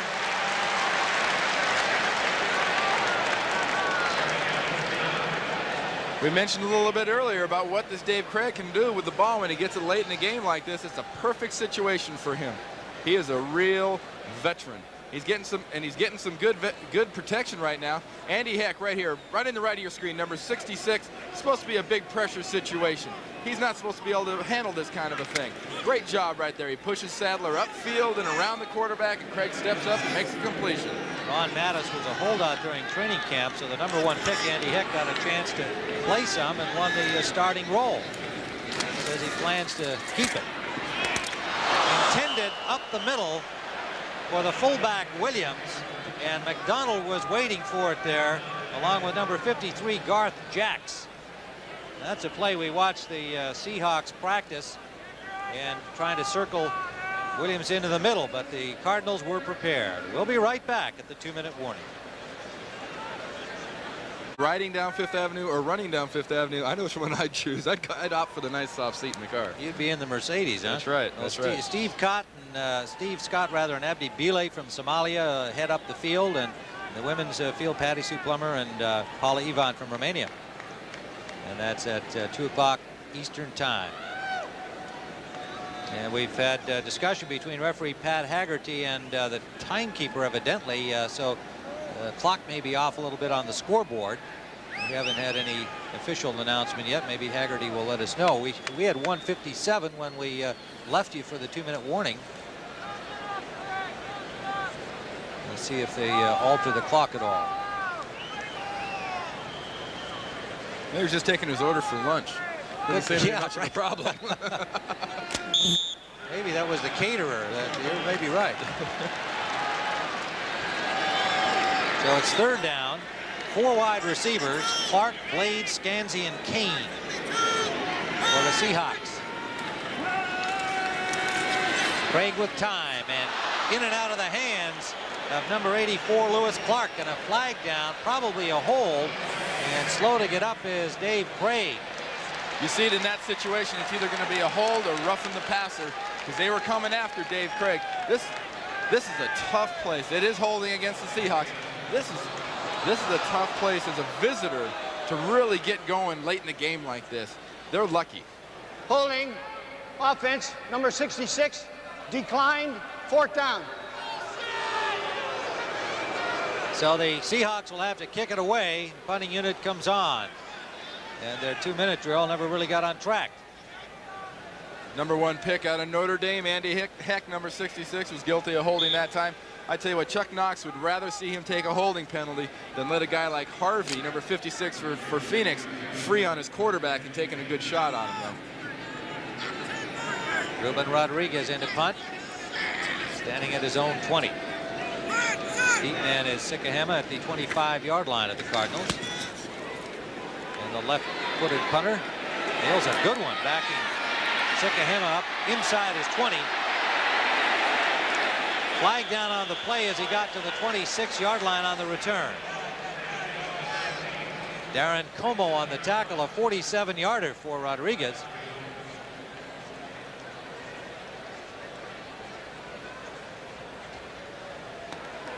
Illegal hands, number 38 on the return. So penalty on the return to number 38 of the Cardinals.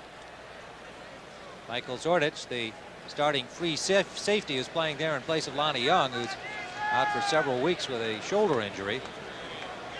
And they back it up to the 10-yard line. Well, shortly we'll be going to the NFL Today. Brent Nerve with scores and highlights of all of the entertaining action that we've passed along you score-wise here today. It sounds like it's been quite an interesting afternoon in the National Football League. It hasn't been boring. I tell you what, that used to be one of my favorite shows pregame. We'd watch that in the locker room at Candlestick Park every morning before a game. 10 penalties taken by the Cardinals in the first half. And it looked like the Seahawks were trying to take a timeout. Seattle, number 1. And they do. So we have 1:42 still to play here in the first half. Phoenix on top.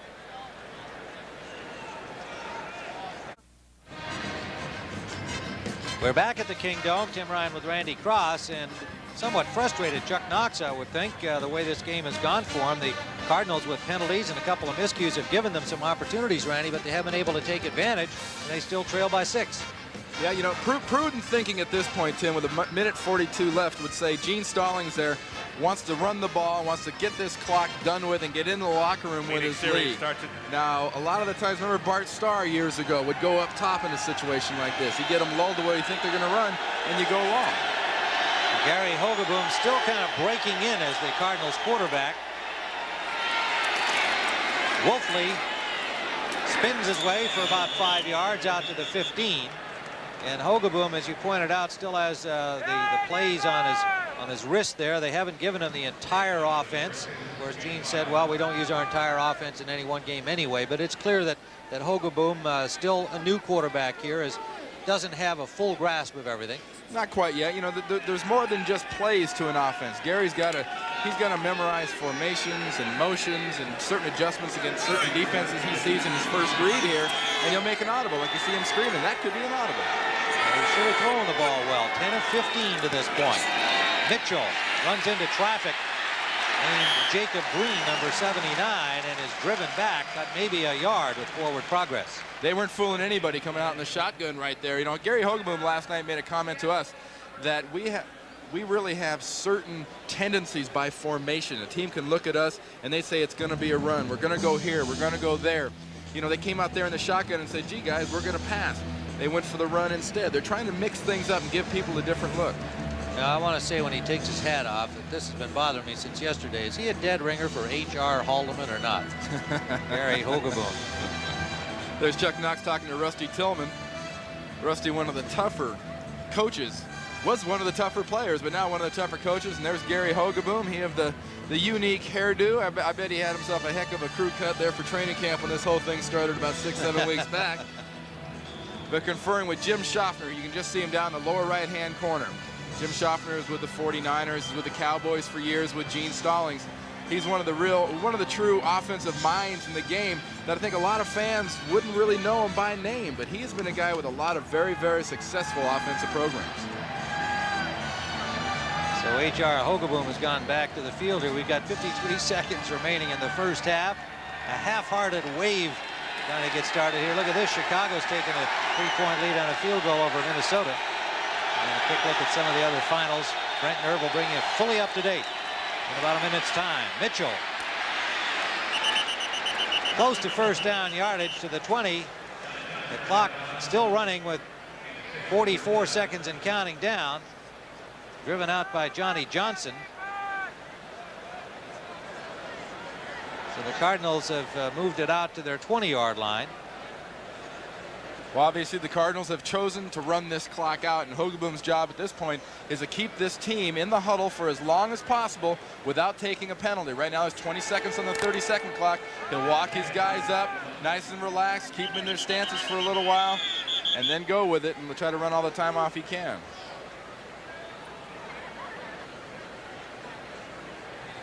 Yeah, we've got a whistle here that is an official stoppage of play. And another conference with the timekeeper. They keep the stopwatch over there, and there must be some discrepancy between the scoreboard and the handheld time.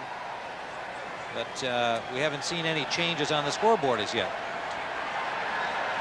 You can see they're working their watches and clocks over there. Now they've knocked off considerable amount of time here, from 33 seconds when it was stopped down to 18. Should have been counting, I think, from the time Mitchell went out of bounds, and it wasn't. Now it's ticking down. Cardinals just want to get to the locker room here. At this point, the Cardinals don't have to come out of the huddle. They can stay right where they are, turn around, run down to the end of the field, and get themselves a nice cold drink and have a seat. Well, the Seahawks still very much in this game, and it looked in the beginning like the Cardinals might roll over them. But we have only a 6-point deficit at halftime. So Gene Stallings happy to be ahead, but I'm sure unhappy that they weren't able to take greater advantage of their opportunities to widen the lead. They hurt themselves with some penalties, a turnover or two, a fumble and an interception. But you can see Phoenix with 276 yards dominated the actual play during the first half.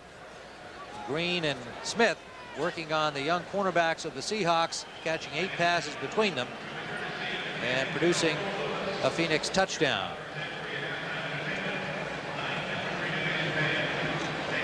So at halftime here at the Kingdome, the Phoenix Cardinals 13, the Seattle Seahawks 7.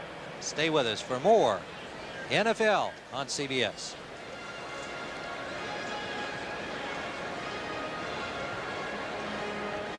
Back at the Kingdome in Seattle, where the Phoenix Cardinals lead this interconference game 13-7. Tim Ryan and Randy Cross here at the Kingdome. And Randy, really that 6-point differential is a little bit misleading, because Phoenix, the way they started this game, looked like they might turn it into a runaway. Well, you look at the total yardage, 280 some yards for the Phoenix Cardinals. It's a little deceiving. Seattle has really controlled this game in the second quarter.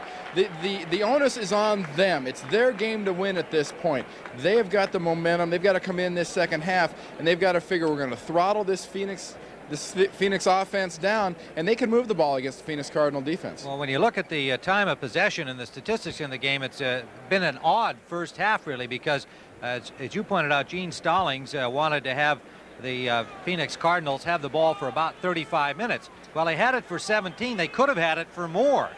Easily, and this is what Gene Stallings wanted. 35-37, they're right on. You don't figure in the interceptions. You don't figure in the fact you're going to have it that long. You're going to get a tip pass for an interception. Gary Hogeboom, 10 of 15, 179 yards for his touchdown and interceptions, having a good day. But the mistakes are coming back really to bite him. Look at that, 10 penalties along with the interception and the fumble that really slowed the Cardinals. However, from the Seahawks' point of view, they're only 6 points down. They got 30 minutes of football and the home crowd still to work with. Seattle has always been a very opportunistic team. You let the Seattle Seahawks stay in a game going into the second half, no matter how much you're dominating, if they've got life, they can come back and beat you at any time, especially here in the Kingdome. All right, our CBS Sports coverage of the National Football League will continue after this message and a word from your local station.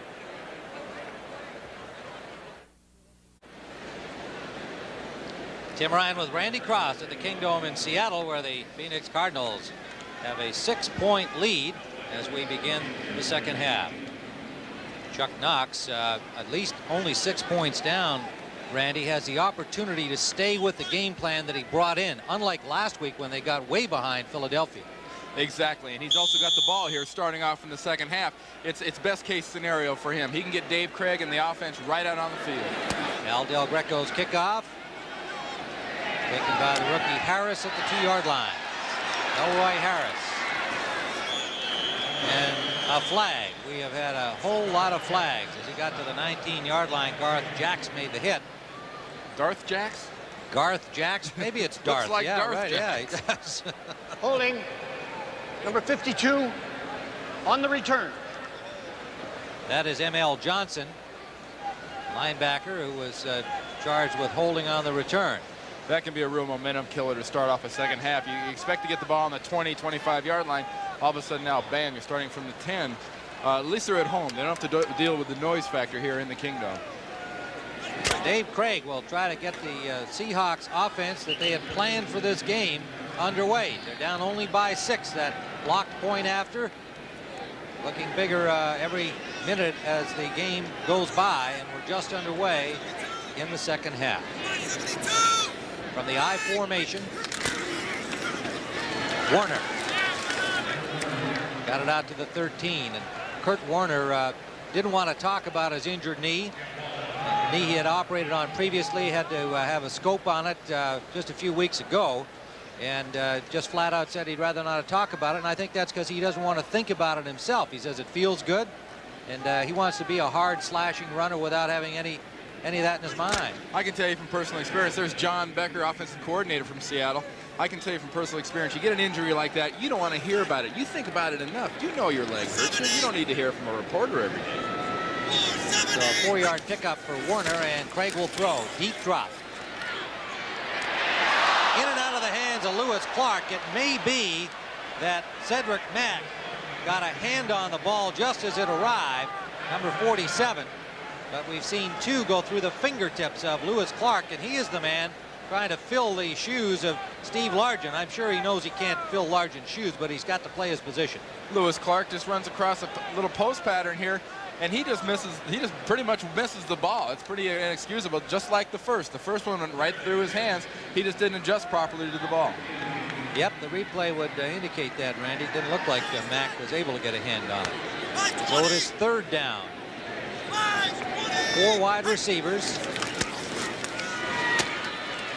Deep for Clark and incomplete.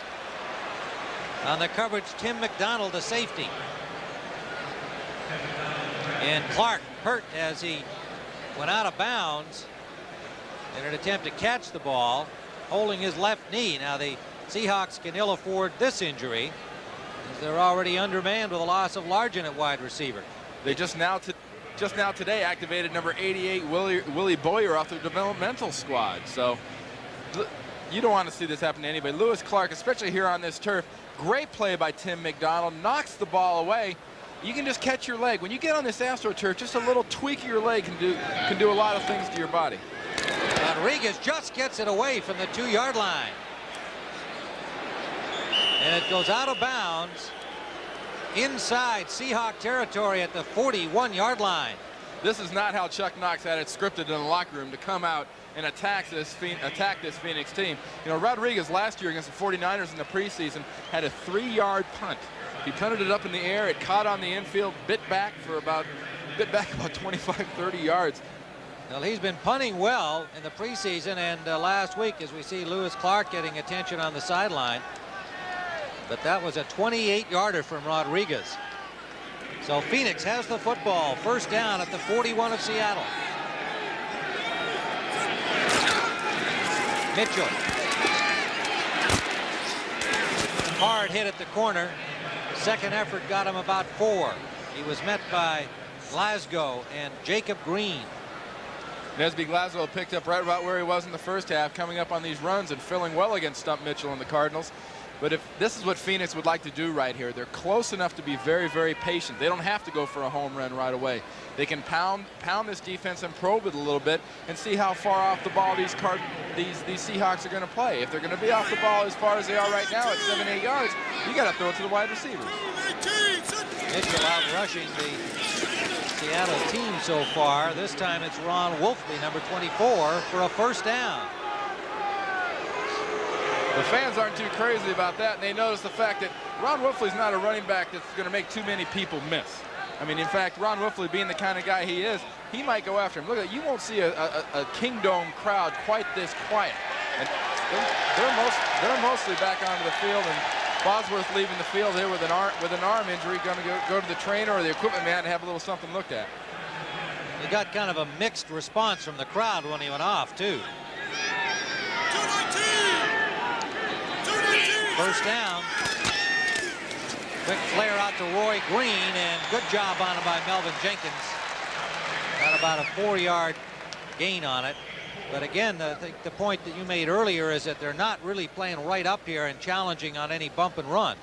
You know, you give a quarterback like Gary Hogaboom with these sorts of wide receivers, 7, 8, 9, 10 yards on a cushion for a cornerback. Granted, the guy's not going to beat you deep, but they'll eat you alive up inside. Ryan Bosworth getting some attention on the sideline. So the Seahawks suddenly in injury problems. Offense Clark and defense Bosworth. Second down. Good rush, but a good play from Hogaboom to Smith. Touchdown. J.T. Smith from Gary Hogaboom, a 25-yard strike. Gary Hogaboom is having some fun out there.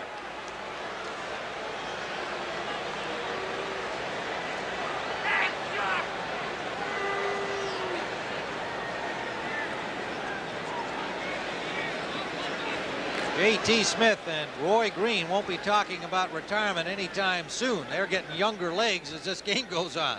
I tell you, they came up. Seattle Seahawks showed blitz. The corners came up and played like tough, like they're going to give them bump and run, and then ran back at the last minute, gave them that cushion, and J.T. Smith just put a couple moves on. Del Greco with Hogaboom holding a flag down. The kick was good. They're real lucky that didn't get blocked. They almost got it off the left-hand side of the screen there. Come around the corner, almost blocked that one too. Let's Side, see what the call was. defense. Point is good. That may have been why. It was offside against the Seahawks. They got a little extra run at it. Johnny Johnson, apparently the man who came in early.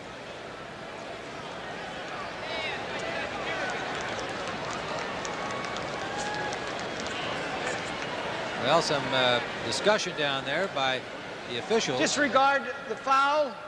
The point is good. Well, either way, the point's good. Is that Rosanna Dano used to say, never mind. Here's the touchdown once again. You see the Seahawks cornerbacks get up here tight. They're coming with a blitz. They're coming after Hogaboom. Just a nice play by J.T. Smith. He just feels the two bodies around him, and he goes where they aren't. And Johnny Johnson cannot run him down. Nor can Melvin Jenkins, who is having himself a nightmarish afternoon. We'll be back.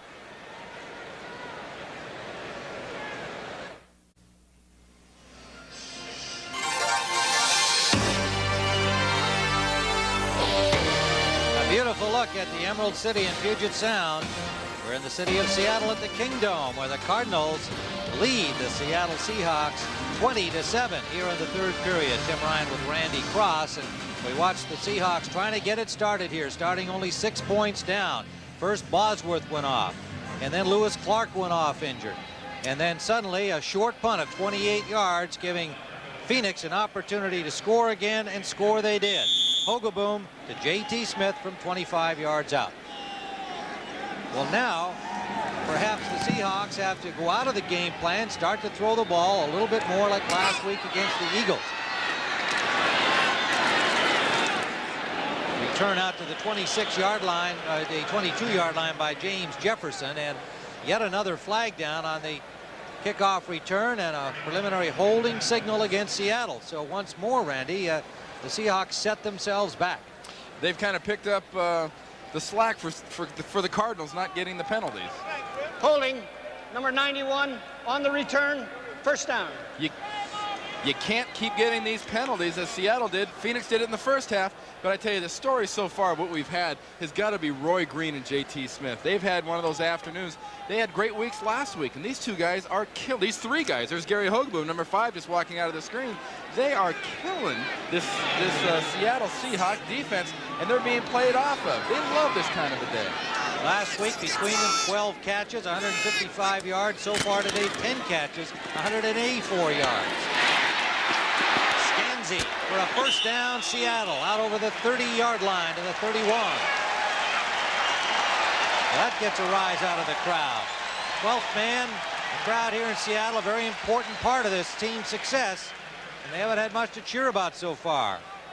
Scangy's a gutsy little receiver. He gets out there, takes it. Carl Carter gets a hand on him and stands him up, and here comes Ken Harvey. Great shot right under the chin. Completely legal, and it's kind of a good thing to see if you're a defensive coach. You'd love to see those young, aggressive linebackers. Paul Scanzy, 28-year-old, 7-year veteran out of the University of Washington. Huskies big winners yesterday over Purdue right here in Seattle. Gregg swings it out for John L. Williams. Good coverage there by Carter. Our statistician Dick Bossing was not pleased with the Purdue score yesterday. In fact, I think he waited to come in to work for us today until after the game was over. We haven't mentioned that score to him today, only the Notre Dame score. Far be it from us to rub that in. You know, John L. Williams, we mentioned earlier about the fact that Seattle thought he was the best all-around fullback in the league. It's surprising a guy that size is that good a receiver. He didn't show it on that play, but he can really get out there over the middle of the field and be a serious threat.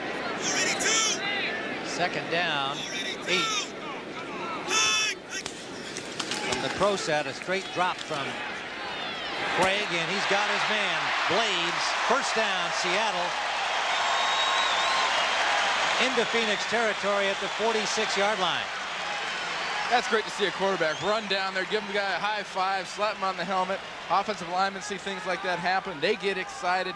You know, Dave Craig can get these guys pumped up. He's the type of a leader that can get them excited. Two touchdowns is not a big deal. Great throw. He threw it right down there. Brian Blades just went down for that ball and got it. You know, that's a big difference. Last year in college, he wouldn't have to worry. 2 years ago in college, he wouldn't have to worry about getting up. 96. Eric Hill on the tackle, but he's now left the game. Was hurt earlier, came back to play. Craig, play action. Gets some time, and it is blocked at the line of scrimmage. It was Rod Sadler, number 72, got a hand on the ball. And Andy Heck tried to make a catch on the deflection. But you're not talking about two nimble hands, but we did see the ball pop out. I tell you what, they'd rather have the incompletion. It's a loss of 4 yards on the play. I didn't think he had the ball. Second down, 14. Slot right this time. Craig to the near side, complete. Scanzi, first down, Seahawks. Dave Craig has found a few soft spots of his own on the corners of the Cardinals defense now. We've been watching the Cardinals attack Seattle's defensive backs, and Dave Craig happens to have seen something obviously at halftime that they feel they can take advantage of. Carl Carter, the victim on that one. And a great timing pattern. Scanzi just turns it straight upfield, and Carl Carter drags him down. Obviously, they're getting a little bit of the room that we're seeing the Seattle Seahawks cornerbacks give them, and Carl Carter's got to tighten it up right now and a little bit better man-to-man defense against Scanzi. 7 consecutive passes, so the Seahawks, forced to throw here, are doing it effectively. Play action again. A lot of time. Double coverage on Brian Blades. Craig threw it away. It's a smart veteran type of a play by Dave Craig to let it go. He knew he couldn't complete it, and we're seeing some very good patience on the part of the Seattle Seahawks. They're not behind by 13 points saying, I'm going to bomb it down the field. I'm going to get it going. They're being very patient. They're taking their 10, their 12, their 6-yard passes, and the receivers are turning them into a little extra yardage. See some scores there as Brian Bosworth apparently has a sore shoulder, is expected to return. You can see him kind of shaking it out. And the word on Lewis Clark, a knee strain. We don't know if he'll be back. 2nd and 10. Play action again. Intended for Blades, incomplete. Tight coverage on him that time by Cedric Mack. In fact, Blades complained about it. There's no call. That ball also looked like it might have been uncatchable. At times like that, there's 60,000 referees in the stadium. You bet, especially when you're down 20-7. We saw Brian Bosworth on the sideline kind of shaking his arm like that and moving it up and down. A lot of times, linebackers and defensive and offensive linemen get pinched nerves in your neck, and that will run down into your arms, and it deprives you a lot of your strength, specifically in your hand and in the lateral muscles in your arms. It enables you to lift them. Bosworth, I'm sure, hoping to get back on the field after he sees his team in the end zone. Craig shifting to the shotgun on 3rd down. Scanzi. Touchdown.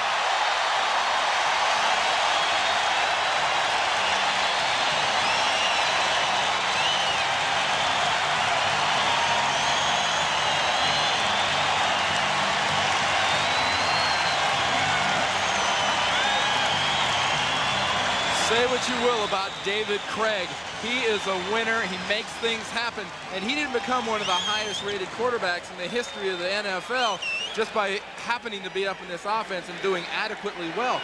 This guy is not flashy. He just does enough to get the ball into the end zone. I love what his quarterback coach Ken Meyer says about Dave Craig. He says he can play cards. He says some quarterbacks can play cards and other quarterbacks can't play cards. Craig can. Thompson gets the point after. So, folks, we got ourselves a serious ball game here. Scanzi's the inside man in the slot, comes in motion here, number 82. Seattle likes to spin things off in a nickel situation like this, off of their inside receivers in the slots. This was not the case. David Craig was scrambling around, saw Paul Scanzi open, and just dumped the ball over the defender's head. 7:59 to go in the 3rd quarter. It is now 20-14.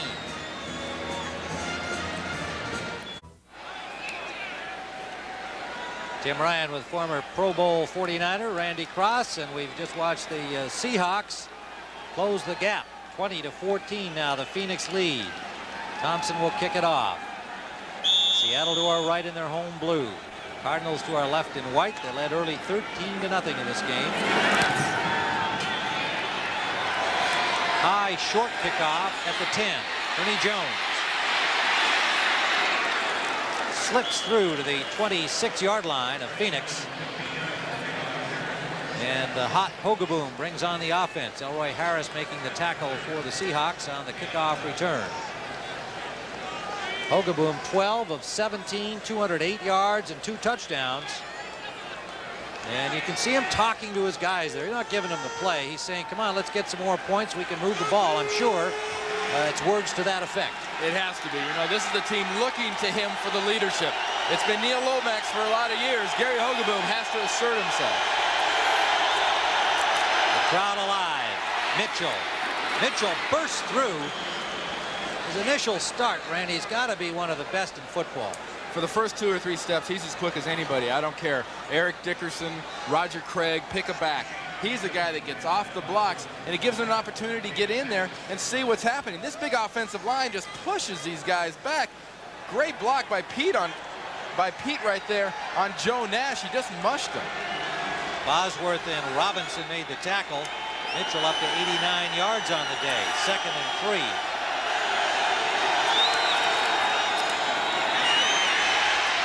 Mitchell forced to cut it back and gets the first down.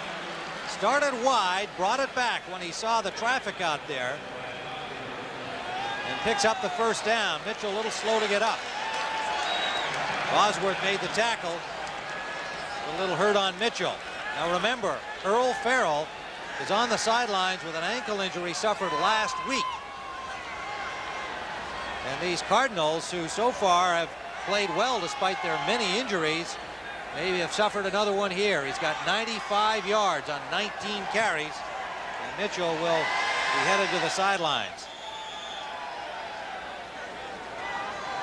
So we have a timeout on the field with 7 minutes to play in the third. Phoenix by 6. Well, they're making some serious noise here in the Kingdome. And there's an idea of decibel levels. When it hurts your ears, folks, is at 125 on the meter. The Kingdome, usually with a crowd like this, is 120 plus. Well, we're keeping track of it here. At 0 there is 110, so they're pushing the outer limits here.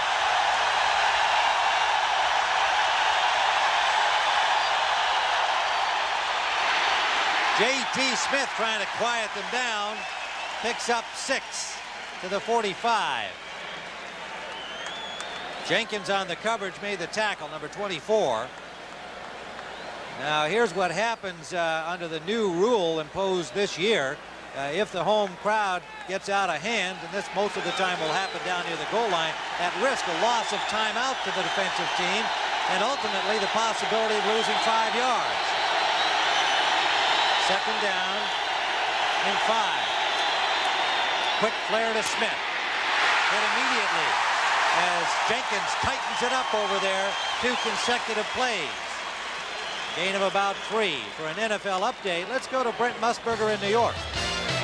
Can you hear me, Tim? All right, here it is. The New York Giants. Phil Simms will go to Odessa Turner. More on the Odessa file as he steps into the end zone, and the Giants have taken the lead going to the 4th. Back to Tim. Thank you, Brent. Well, this is the noisiest it's been in the game. These fans realizing their team now very much in it. 3 tight ends in on 3rd and short. Wolfley for the first down. Phoenix to midfield. Ron Wolfley playing for the injured Earl Farrell. And Tony Jordan is in there for the injured Stump Mitchell, who left just a couple of plays ago. You get in a must situation like that in a short yardage, you got to know they're going to run behind Derek Kennard at center, Todd Pete at the left guard, number 64, and Louis Sharp, number 67. Ron Wolfley seems to be probably got a little wind knocked out of him when he landed on the ball there after he dove over that pile. Well, they're running out of bodies. That'll bring Jesse Clark in. The injury report on Mitchell is a bruised thigh. Wolfley looks like he's sore all over. Mitchell, meanwhile, is back out there. First down for Green, incomplete. Patrick Hunter, number 23, had the coverage on him. Eugene Robinson, the safety, helping out. That was more of a case of a poor pass, one of the few Gary Hogebooms thrown today, more of a case of a poorly thrown pass than really good defense. Gary didn't put the ball where Roy had any chance of catching it. Now Mitchell is limping off again for the Cardinals. He gave it a try with a bruised thigh, and he's come to the sideline. Hunter, meanwhile, has replaced Dwayne Harper at left corner For Seattle, Harper's had all kinds of problems today, covering Roy Green particularly. Jordan, good hit on him. Nesby Glasgow, right at the line of scrimmage. Nesby Glasgow can play cards too. He likes to get up there and hit. He can do it. I like watching him. You know, we watched Stump Mitchell come off the field a few seconds ago with that bruised thigh. When somebody bruises the thigh, especially in a large muscle like that, all that really is bleeding starts in that muscle, and you get all the tightness. Once that thing starts tightening up, there's usually very little you can do to bring that back. Mitchell was approaching the 100-yard mark when they had to leave the game. 6 defensive backs in on 3rd and 10 for Seattle.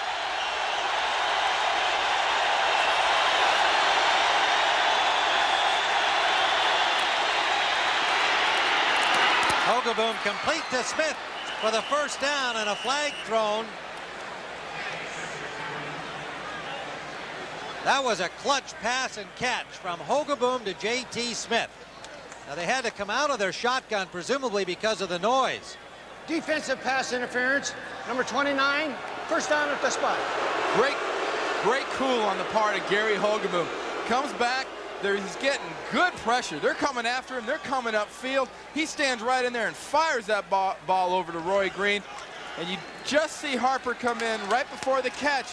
And at first, initially, looked like it might have been a face mask, but he hits him well before the ball arrived, and it was great concentration. Well, Harper turned into a nickelback in that situation, and he winds up with a mistake. Hogeboom on the bootleg.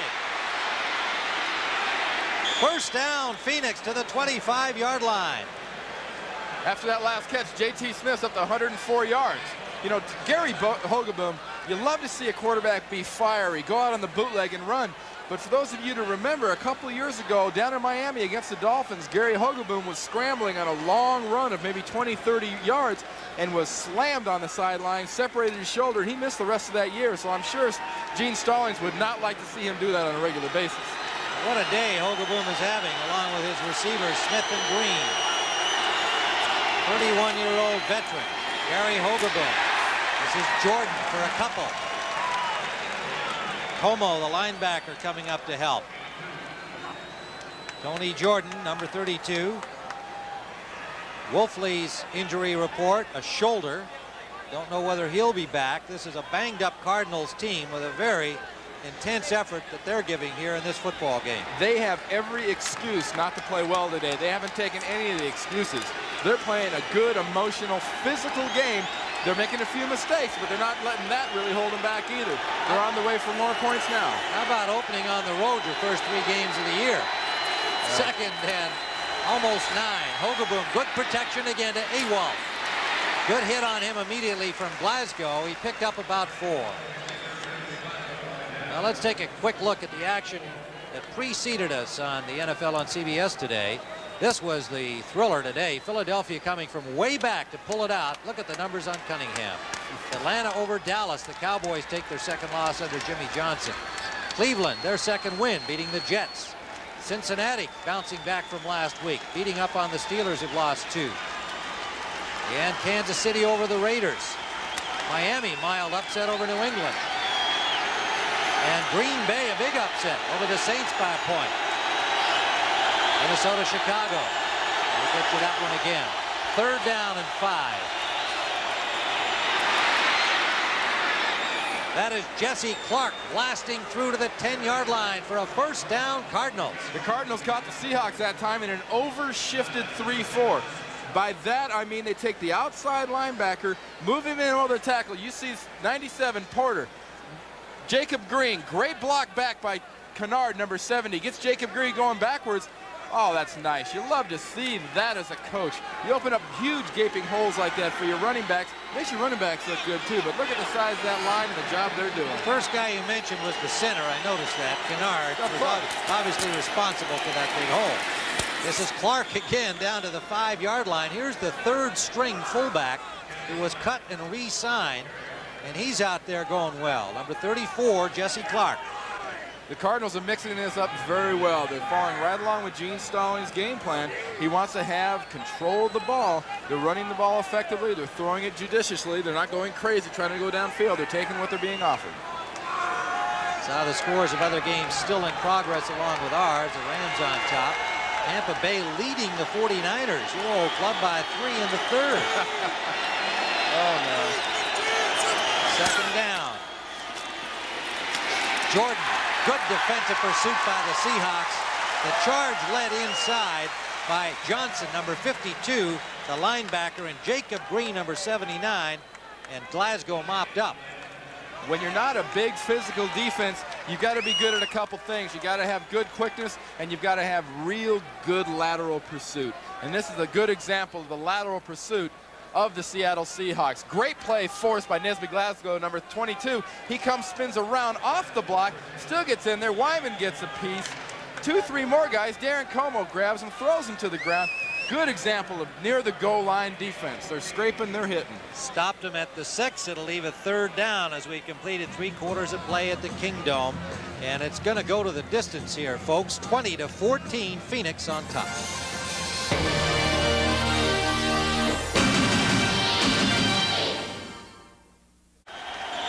Tim Ryan and Randy Cross at the Kingdome. A big third down situation here. The Cardinals on the doorstep.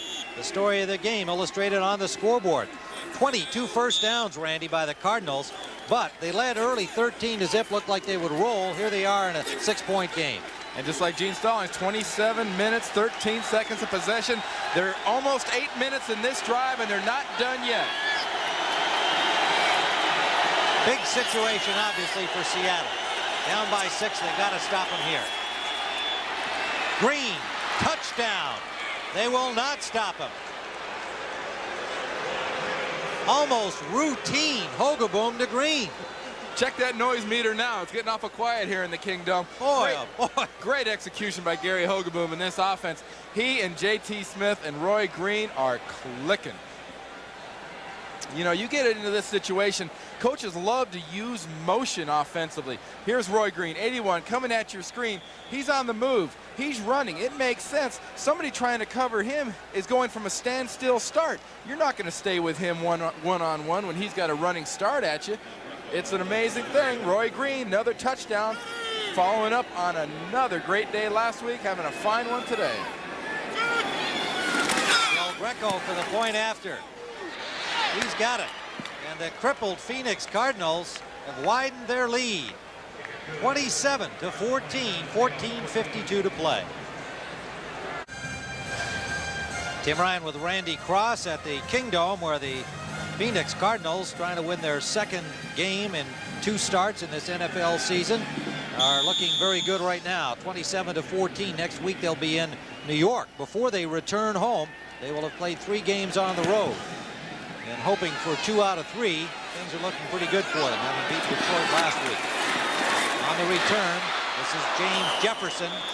Jefferson had averaged 27+ last week in 3 returns. He got out to the 26 here. Next Saturday, college football on CBS at 2:30 Eastern Time. Michigan State will be at #1 Notre Dame. And Coach George Perlis, of course, without Tony Mandarich and Andre Rison now in the NFL, but they like tailback Blake Ezor and linebacker Percy Snow. They'll have their hands full with the likes of Rocket Raghib Ismail and Tony Rice next week here on CBS. Lewis Clark on the sidelines with a strained knee. Dave Craig will try to crank it up without Largent and Lewis Clark. Out of the backfield, Williams gets about 3. Coming up to stop him, Carl Carter. And the linebacker, Ken Harvey. Pickup of 2 on the play. It'll be 2nd and 8. Craig 11 of 20, 139 yards and a touchdown. Big difference between Craig and Hogaboom today is that Hogaboom's had the ball out there for a much longer period of time. We've mentioned what a great weapon John L. Williams was, number 32. We haven't seen much of him at all today. They've done a great job on the Cardinal side of stopping him. Looked like a Cardinal offside. Craig, the blades cannot hold on, hit hard from behind after the ball that popped out of his hands. He took a shot from Michael Zordich, number 38, playing in Lonnie Young's spot. Looked like Clasby was the man, number 79, jumping offside. You see Dave Craig there going, well, sorry about that. It was a free play. Free play or not, wide receivers hate to get that. Tim McDonald, safety out of USC.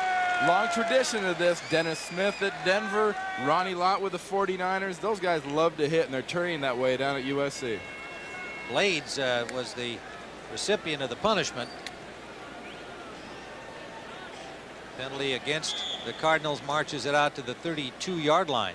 But you really got to, what more can you say about this Cardinal defense? They've got all kinds of guys out of there. I mean, Galloway out with an injury, and of course the safety we mentioned, Lonnie Young, out of there.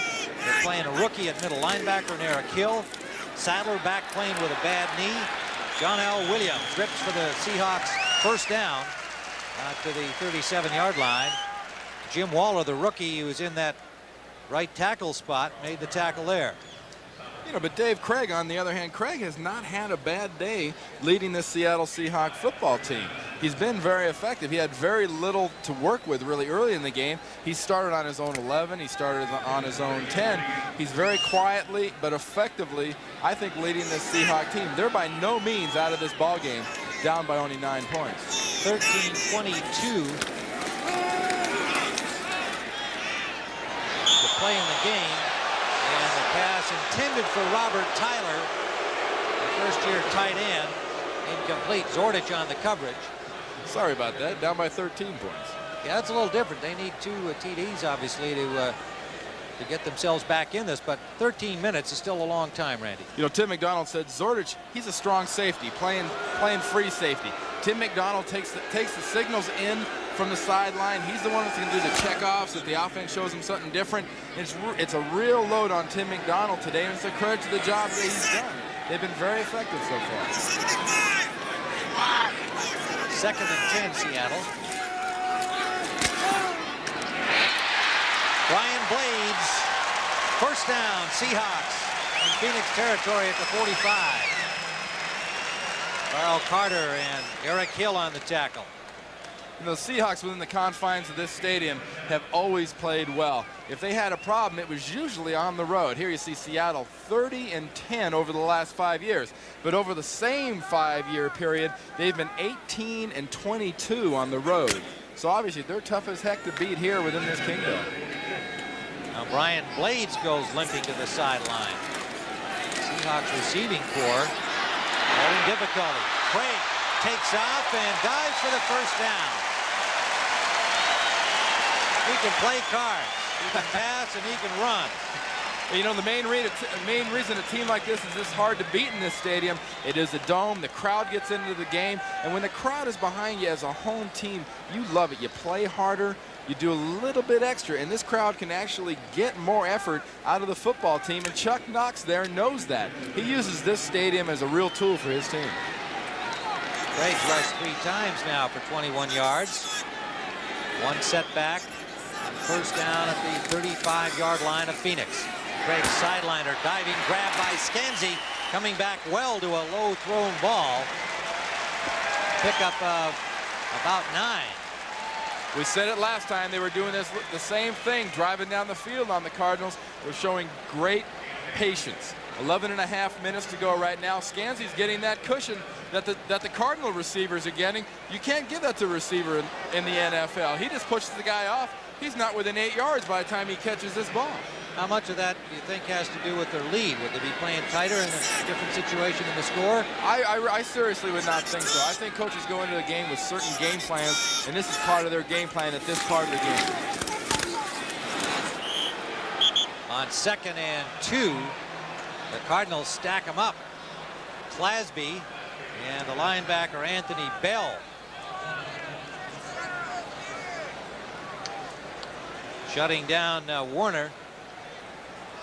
And still a 3-point margin, Chicago over Minnesota, but the Giants have opened a 10-point lead over Detroit. Houston leading San Diego, and the Rams on top of Indianapolis. Tampa Bay clinging to a 3-point lead into the 4th quarter against the 49ers. You talk about playing on the road. If the Giants win the National League West, the 49ers play 5 of their first 6 on the road.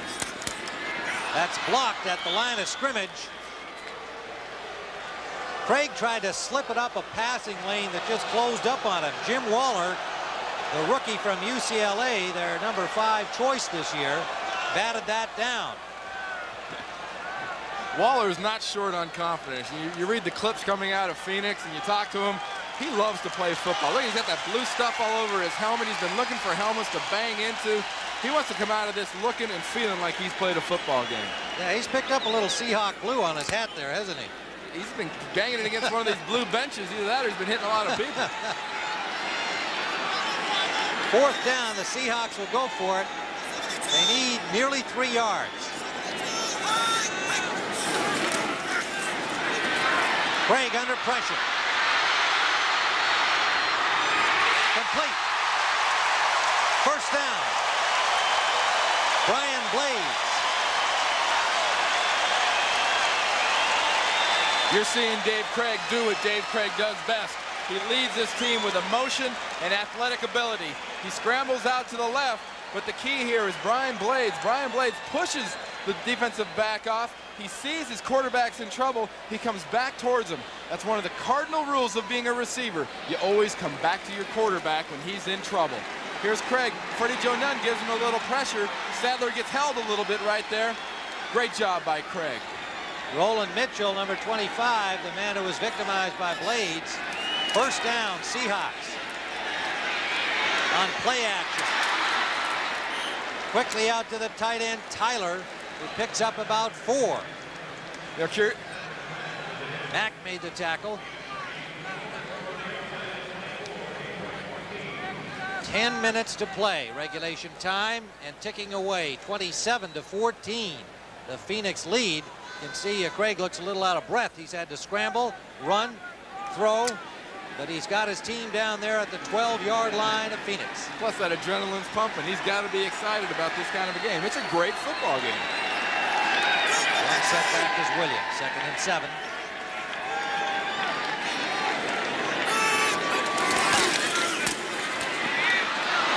Tried to sneak up the middle, but he's buried under 4 white shirts led by Clasby and Eric Hill, the rookie.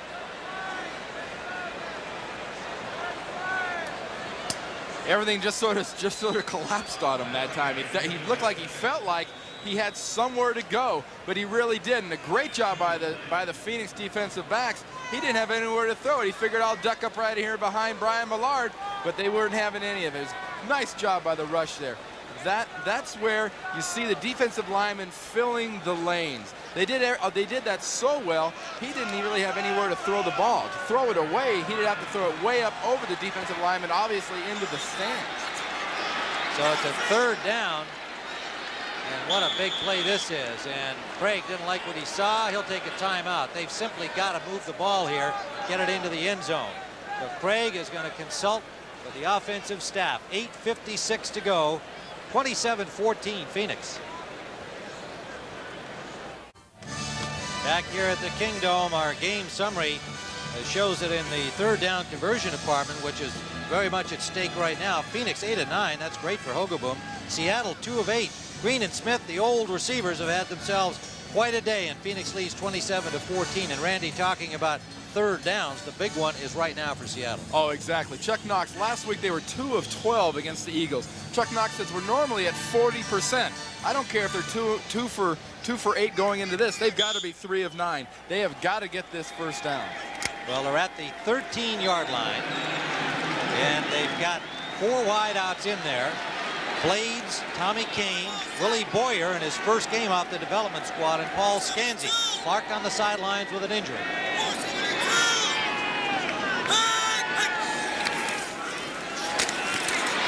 Pressure, Craig will not escape. Got it off to Williams. But he has whistled in the grasp. No touchdown. The official signaled that Craig was caught behind the line of scrimmage. 3rd sack by Phoenix. Dave Krieg is a fighter. You know he's going to try every way possible. They've got him covered. They're coming after him. They're blitzing him. He's going that way. He's still looking for people here. Sadler's got him. He is clearly in the possession of Mr. Sadler, number 72. He is in grasp and he is under control. And according to the rule, that's all it needs. No 6 points. A great effort negated because, again, the strength and determination of Craig, and a good job by Williams, but it goes for naught. Play had been whistled dead. 4th down, they'll have to go. From the 18.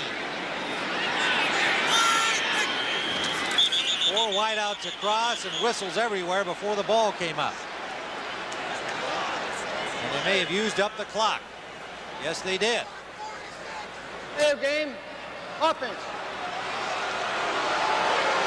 So a delay of game penalty will now back them up. And the field goal unit comes on.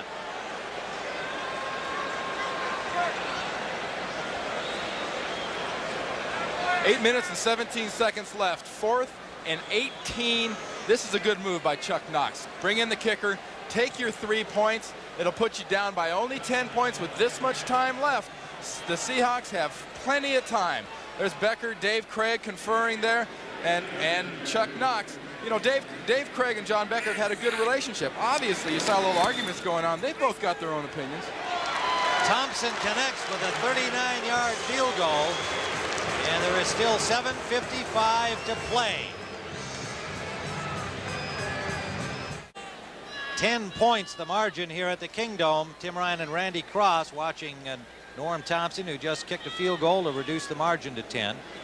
And the Seahawks will have to really have a swarming, aggressive defense, Randy. They got to get the ball back as quickly as possible, obviously. And it all starts right here with Norm Johnson. He is a very strong-legged kicker. He has the ability to get this thing up real high. He drops it in the corners about the 1 or 2 yard line, makes you return it, and they can get you inside the 20. Thompson, another high kickoff that comes down at the goal line. Sikahema made it to the 21. Met there by 3 Seahawks, led by Eugene Robinson, number 41. Well, next Sunday, our NFL action. It'll be hard to top what's happened today around the NFL, but we'll try. San Francisco at Philadelphia. Some of you will see that game, and that should be a dandy. Phoenix at the Giants. And Green Bay, a winner over the Saints today, will be at Los Angeles, and that's a special start time of 1 o'clock on the West Coast. And the other games, 12:30 Eastern, beginning with the NFL today. Mr. Mandarich should finally be able to get into a uniform for Green Bay next week. Yep. 1st down, Jordan. Loose ball. Recovered. Well, looks like Seahawks. Cardinals had a shot. Seahawks appear to have come up with that ball. Exactly what Seattle needed. A quick turnover. The hit from David Wyman on Tony Jordan. Now let's see who's finally got it. Oh, they look disconsolate, the men in blue. It is Phoenix ball. This is the kind of thing that drives a coach nuts. You know, he just had that whole offense for Phoenix on the sideline saying, we want to run the ball. You running backs, put 2 hands on the ball and grab on tight. I don't care if you don't get that extra yard or 2 by fighting. I want you to get out there and hold on to the ball and don't fumble it. Dave Wyman hits him, strips it. Ball comes right out of his hands. Now let's see who comes up with this thing. There's Clark, dives on it. Clark, say Tony Woods gets in there. I guess Clark won the tug of war. Yeah. Once you get a pile like that, everybody, the last guy to have it is the one that gets the possession, but he usually isn't the guy that had it first. Well, it was Clark, and Phoenix has the ball. 2nd and 5. Jordan again. Make it to Clark, number 34. Jesse Clark got over the 30. He'll be short of the 1st down by about a yard. Let's look at this again. Now we're going to see the ball come loose. A strip here, inexcusable. Backs in this situation should not fumble the ball. Now here come the guys going after it. It's booted there. Now we've got one guy on it. Tony Woods goes to jump on it. The ref comes in. They both got the ball, but by the time the referees got to him, it was the Phoenix ball. 3rd and a yard. Good hole for Jesse Clark and a 1st down. Running behind Pete and Sharp on the left side. With the size of these Phoenix linemen, Gene Stallings has got the luxury in this situation of really trying to beat down and wear down this Seattle Seahawks defense. Well, Chicago's widened its lead, as is Houston in games still ongoing. Giants by 10 over Detroit. Well, you can't say enough about this battered Cardinals team. On offense, Tootie Robbins is out. Farrell out with an ankle injury. Wolfley's gone out since then. Mitchell's gone out since then. And here they are grinding the ball upfield at the 35, not to mention their defense. Hey, to be honest with you too, Tim, you've got to take your hat off to Joe Wolf, number 68, the rookie right tackle. We haven't called either he or Jacob Green very often. He's got to be having a pretty good game. Jesse Clark, not much of a gain, maybe a yard. He's stopped by Joe Nash. Good-sized fellow. Gene Stallings says Joe Wolf on your screen there, number 68, is more. There's San Francisco 13-9. Oh, you jumped on that one. You jumped on that score. That'd be a heck of an upset. You're talking about the Super Bowl champs that claim they can repeat. Joe Wolf out of Boston College, the number 2 pick of the Cardinals this year. In for the injured Tootie Robbins, and he'll be there for at least another month. Second down and 9. Jordan, he barrels his way for about 5 yards. Nesby Glasgow comes up to make the hit. Now you're running into desperation time now for the Seattle Seahawks. They've got to start making things happen. We saw the ball being stripped once. There's Wolfley having his shoulder worked on.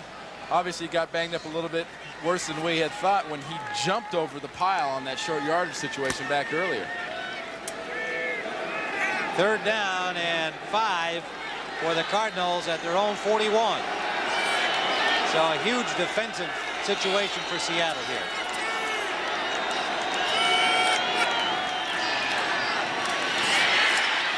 For Green. He'll score. Waltzing, touchdown, Roy Green. Hogaboom is all routine to him now. He's not even excited anymore. You know, people have to be saying sooner or later, Gary Hogaboom's going to mess up. He's going to throw the ball to the wrong guy. He's always done it. Well, ladies and gentlemen, maybe he doesn't do that anymore. This is a pressure situation, and he is having the game of his life. He stood up that time under a heck of a rush. They were blitzing from the outside. They were coming at him from the inside, and he just calmly flipped that ball up there. And there, look at Gene Stallings. He's smiling. You don't see a smile on that man's face too often. 59-yard scoring play to Roy Green. I still picture him talking with us last evening with a Cheshire Cat grin on his face, preparing to play this game today. He just knew that he was going to have a big day, and he is the all-time Cardinal touchdown leader. And for those of you that are worried, the kick is good. And Roy Green, they did have another ball. Roy wasn't stealing everybody's ball. He wasn't going to go away. They were able to get that one off. Del Greco with a point after. We have a replay here. Green will be at the top of your screen. Just, you can't say enough about the poise of Gary Hogaboom. He cuts across here. Right about now, Hogaboom's being hit. The ball is in the air. He's laying this ball out where he figures it's going to be incomplete or Roy Green's going to get it. Perfectly laid out there for his receiver. Couldn't quite make the tackle on Roy Green there by Johnny Johnson, and he easily scores. And so it's 34-17, and the Cardinals appear on their way to their second victory.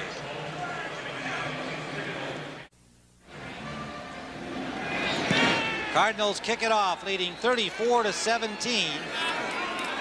At the 5-yard line, Elroy Harris for the Seahawks. Legs are down as he struggles to the 23-yard line.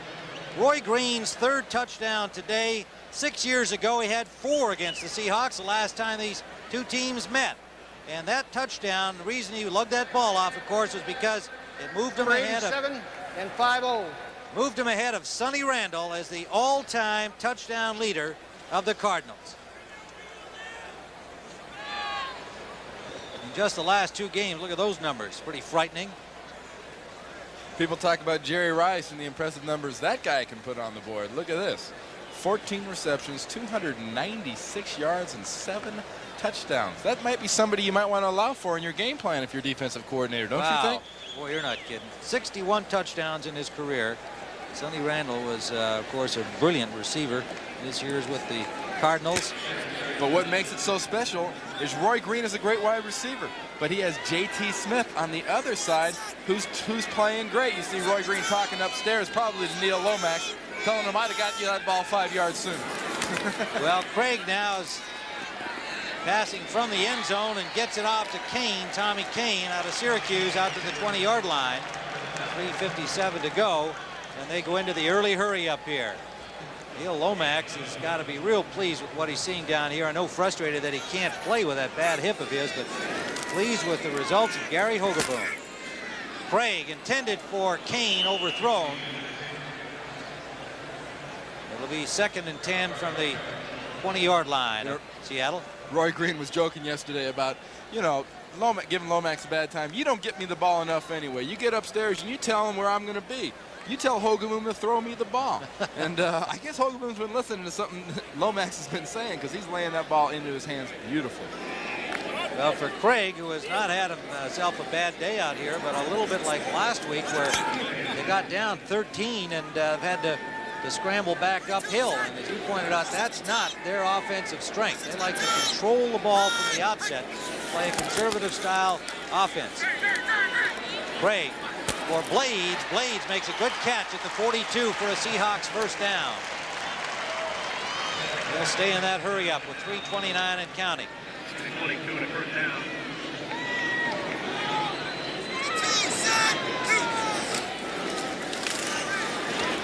Little sideimer to Blades, and Blades has another first down to the 38 of the Cardinals. Kevin Guidry getting some time, number 37, recently picked up from Denver. He made the tackle.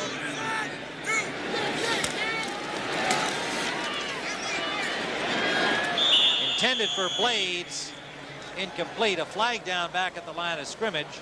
It would appear it's going to be holding against Seattle.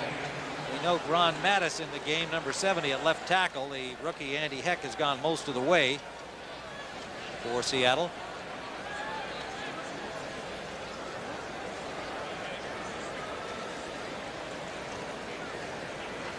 There's a gentleman you don't want to face on a Monday morning after a bad call, and Chuck Knox. He is going to be loaded for bear tomorrow. Holding, number 70, offense, still first down. And Mattis is charged with the hold. Well, in addition to all of the football activity today, some important baseball action with the Blue Jays over Cleveland 2-1 today. And Boston 7-6 over Oakland. Kansas City 7-0 over Baltimore. The National League Houston 1-0, and San Francisco 5-3 for San Diego in the 8th inning. First down and long. Intended out there for Williams, batted away by Anthony Bell, number 55, linebacker, showing some good speed, covering the back. Great athletic move here. Bell is a guy that's really come a long way in the last couple of years. Look at him stretch out and get that thing. You know, we had a curious situation yesterday talking to Ken Harvey. Ken Harvey says, you know, when I was a young guy, I was being taught how to do it a little bit by Bell. And Bell was helped out by E.J. Jr. It was a curious thing. You're talking about a 5-year guy and a 3-year guy and a 2-year guy and a 1-year guy, and everybody helps the younger guy come along. And at this point, everybody's helping Eric Hill, the rookie linebacker at LSU. On second down, complete. Boyer, Willie Boyer gets his first NFL catch, coming off the development squad, that new kind of taxi squad that they have now here in the NFL, and getting his first catch. Added to the lineup with the loss of Steve Largent. Craig takes the hit from Nunn, got the ball off, but was hit just as he released it. He saw him coming, though. He's coming from the backside. He'd never have any idea, but quarterbacks will tell you they'll stand in the pocket, but he knew that was coming. Look at that Chicago, 24-7 over Minnesota. In Houston, 34-14 over McMahon and company. Rams, a touchdown over Indianapolis, and San Francisco. That game's not over yet, I want to point out to you. You know, Ray Perkins has got a good, young, aggressive team there at Tampa. Fourth down. 3 receivers out to the right for Craig. Gets some time and hits his man Kane. Kane hit hard at the 17-yard line, but holds on, and the Seahawks threatening with 2:17 still to play regulation time. Zordich and Mack on the tackle. They've got to score here if they want to make it interesting. There's 2 minutes, almost 2 minutes left. What a catch and what a throw. Blades to the 10-yard line. It'll leave second and about 2. When we return to the Kingdome, we've reached the 2-minute warning. Phoenix 34-17. Cast of Murphy Brown introduce you to some of the new stars on CBS, and then a great movie, Roxanne, with Steve Martin and Daryl Hannah, parody of the Cyrano Bergerac story, and it's really fun. So stay tuned tonight, big night on CBS. Craig intended for Scanzi, flagged down as Roland Mitchell broke it up. That he may be flagged for interference. Who, me? I don't know. You have to see this from a different angle. From the sideline here we're on, it looks like he batted away cleanly, but all we saw was his right hand. What you'd have to look for is the left hand. We're going to see it here coming up from the end zone, but first the call. Illegal contact, number 41, defense. Well, it's against Carter, not Roland Mitchell, so it may have occurred prior to the actual play on the ball.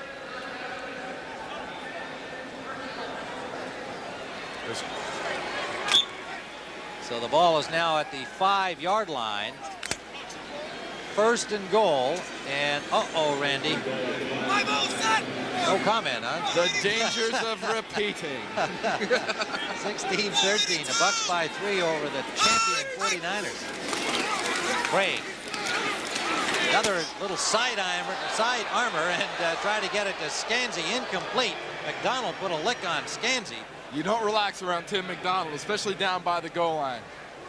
Boy, he's a fine player, and what a class act. You know, he was in talking to us about having to take on some extra responsibilities. A newcomer, Zordich, beside him, Eric Hill, a rookie in front of him, but he wasn't complaining, just, you know, pointing out that, yeah, I'll be a little busier. You know, Scanzi, you'll see the ball come here, it goes out of his hands, he relaxes a little bit. Not Tim McDonald. He comes up and just loosens every buckle on that gentleman's body. Scanzi popped right back up, won't show any pain. Second and goal. Love the way that Craig can sidearm the ball through traffic. This one's over the top, and it is a touchdown. Brian Blades. McDonald on the coverage put the hit on him, but Blades hung on for the Seattle score. You mentioned it just before he threw the ball, that low sidearm throw that Dave Craig uses down here around the goal line area to thread things in. Listen to this impact on this touchdown. Oh, man, I hope they make good armor for you guys. Whoa. Brian Blades, there's a nice young guy. Isn't he, though? You know, he and his brother Benny bought their mom a big dish so she could watch him on TV back at home. Watch both games at once. Yeah, and of course, his brother's playing against the Giants today. His brother playing for Detroit. So it's a 10-point margin, 145. Seahawks will need a little help here to pull this out, but stranger things have happened in the NFL. 145 remains. Dave Craig doesn't look like it's over, and you know he won't concede a thing. Next Sunday on CBS, the 49ers will be at Philadelphia. Those Eagles coming from behind in a wild one to beat Washington. Phoenix will be at the Giants, their third road game in a row. They haven't been home yet. And Green Bay, winners today over the Saints, will be at the Rams. And Randy and I will be there to cover that game. Some of you will be watching that, and suddenly the Packers look like they might be an interesting club. Exciting Don Mikowski at quarterback and Tony Mandrich's debut appearance. You know, back here in the Kingdome, Tim, the Cardinals have been part of some great comebacks, both for them and against them. Last year they came back, they were ahead of the 49ers 23-0. You worked that game with Dan Jiggets. They came back, beat them 24-23. Seattle has that kind of potential. I'm not saying that it is probable, but it is possible to come from 10 points down with 1 minute and 45 seconds left. They're going to be kicking the onside. A look at the onside kick formation for the Seahawks. Thompson, and the ball isn't loose. Zordich tried to make the catch on the hands team, and I think Seattle has the ball. He took a real shot. He had the ball in his hands, and as he was trying to squeeze it, he was absolutely rocked. That can be a cardinal sin for a receiving guy to go through that 10-yard area. They can't touch the ball until it gets past 10 yards. Seattle ball.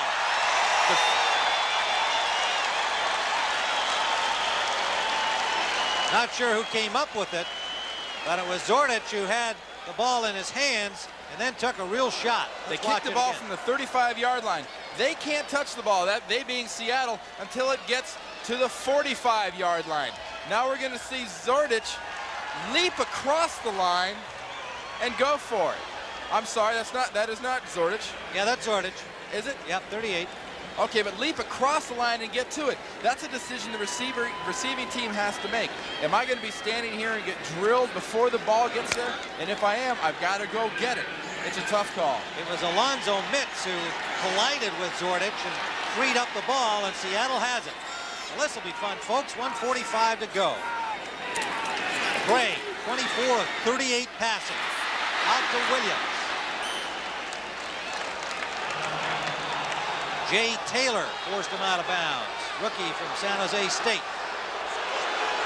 The six-back in the Cardinal secondary. They've got that clock moving. They didn't say he went out of bounds. Craig intended for Scansey. That stops the clock. Little miscue there on that one, but they needed the time here anyway. 1:20. That's the type of situation where they miss a Steve Largent. Steve Largent's got that unspoken communication with a guy like Dave Craig. He'd have known where he was going on that play. So Craig will get a huddle here. 1:20 remaining. Those are Dave Craig numbers. 25 of 39 for 279 yards, 3 touchdowns, and he still gets criticized in the newspaper of not being a good enough quarterback. Third down. Craig for Kane, and off the mark. Incomplete. Deep sideline intended for Tommy Kane. And it looks as though perhaps Kane didn't run the route that Craig was expecting. Either that, Tim, or maybe he's a little disappointed in himself. Something like that, a long out pattern is a very tough throw to make, and if it's not timed perfectly, as that one wasn't, it's near impossible to really complete. So this is it, 4th down. Well, now what do you pick here? You got to get the first down. What kind of a pattern do you expect? I think if you got a Benny Blades, you got to go to Benny Blades deep over the middle. They're in the double slot here, so they're going to have plenty of people to be cleared out. In the middle, but incomplete. They converged on Kane, Carter, and McDonald and broke it up. And it's Cardinal ball, so that's going to wind it up. And these Phoenix Cardinals, again, you just got to give them an awful lot of credit. Gene Stallings and his staff, you could tell talking to them last night, the attitude coming in despite all the injuries of a week ago. They were ready to play, excited about playing, and very optimistic. And had a right to be, as it turns out. Some other finals are Rams over Indianapolis. They'll be at home against Green Bay, a winner today. And the Giants over Detroit by 10 at home. And the Giants will host Phoenix next Sunday.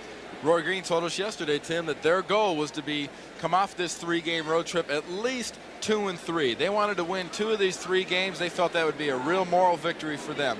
Obviously, they're going to be at least 2-3. Great job by Gene Stallings. Right. They're in New York next week before they head home. You know, coming into this game, Tim, we talked about, well, geez, the Cardinals are banged up. They're battered. You know, do they really have a chance against this Seahawk team? This man here has rallied the troops. These guys love their head coach, Gene Stallings, here talking to Jim Schaffner, and a little input from Gary Hogeboom. They enjoy this guy. They play for him. I think they've got a heck of a chance against the Giants team, which once again you'd say they don't have a chance because they're outmanned. Maybe these guys can't be outmanned. Gene Stallings, boy, did he have his game face on last night. Oof. Don't forget. It was yes, sir, Mr. Stallings. 60 minutes will be next, and That's for those of you in St. Louis. You will see that in its entirety immediately following our NFL coverage, and it'll be on at its regular time for those of you on the West Coast. Second down, 9. They'll just count this off here. 1:03 and counting down. Gary Hogeboom. Imagine this guy out of Dallas Cowboys over to Indianapolis, never a full-time starter and never really counted on as a guy who could be a continuing starter for anybody. Here he is following Neil Lomax into this Phoenix situation because of Lomax's arthritic hip, and what a day he has had. So I think they have every reason to be excited down there in the desert. You could tell just by his demeanor last night in the meeting when we talked to him, Tim, he's gaining more and more confidence all the time. A quarterback, that's very, very important, that he feels from the guys around him that they believe in him. And it's very obvious from today, from the way this line's playing for him and the way these receivers go after the ball, they like Gary Hogeboom. Third down will use up another few seconds, and they might get one more snap here. Chuck Knox got to be not just disappointed, but a little bit concerned. I mean, it is a long season, the NFL, 16 games, but you know, you got off to an 0-2 start in a competitive division. They won last year with a 9-7 record. That wasn't exactly mowing everybody down. So he's got to be a little concerned now as they are 0-2 here at the beginning of the year. Well, if he didn't like to talk after being blown out by a team many people picked to win the Super Bowl, Philadelphia, he sure is not going to like it after being beat by a beaten-up Phoenix Cardinal team. And he'll hear this number a lot. Coach Knox, do you know that no team has ever won the Super Bowl when they went 0-2 in their first game? Fourth down, 12 seconds, and they took the delay there, and that's going to do it. Offense. So the Phoenix Cardinals will leave here some happy dudes going on to New York. Presumably they get to go home in between.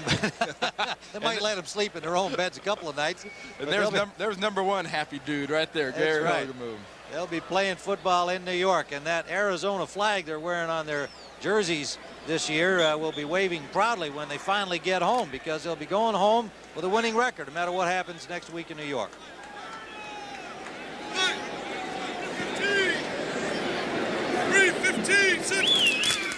Well, they did get one more snap of the ball. And Ron Wolfley making Jesse Clark got to run it.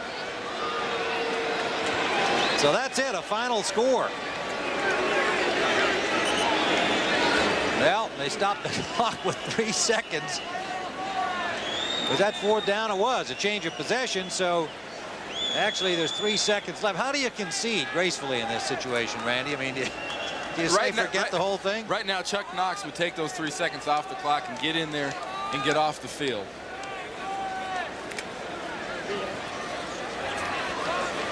Yeah, the Seahawks are going to take their play here with 3 seconds left. At this point, you hope nobody gets hurt. Either coach right here is saying, please, we're going to throw this thing up for grabs. I like this going for the score, though.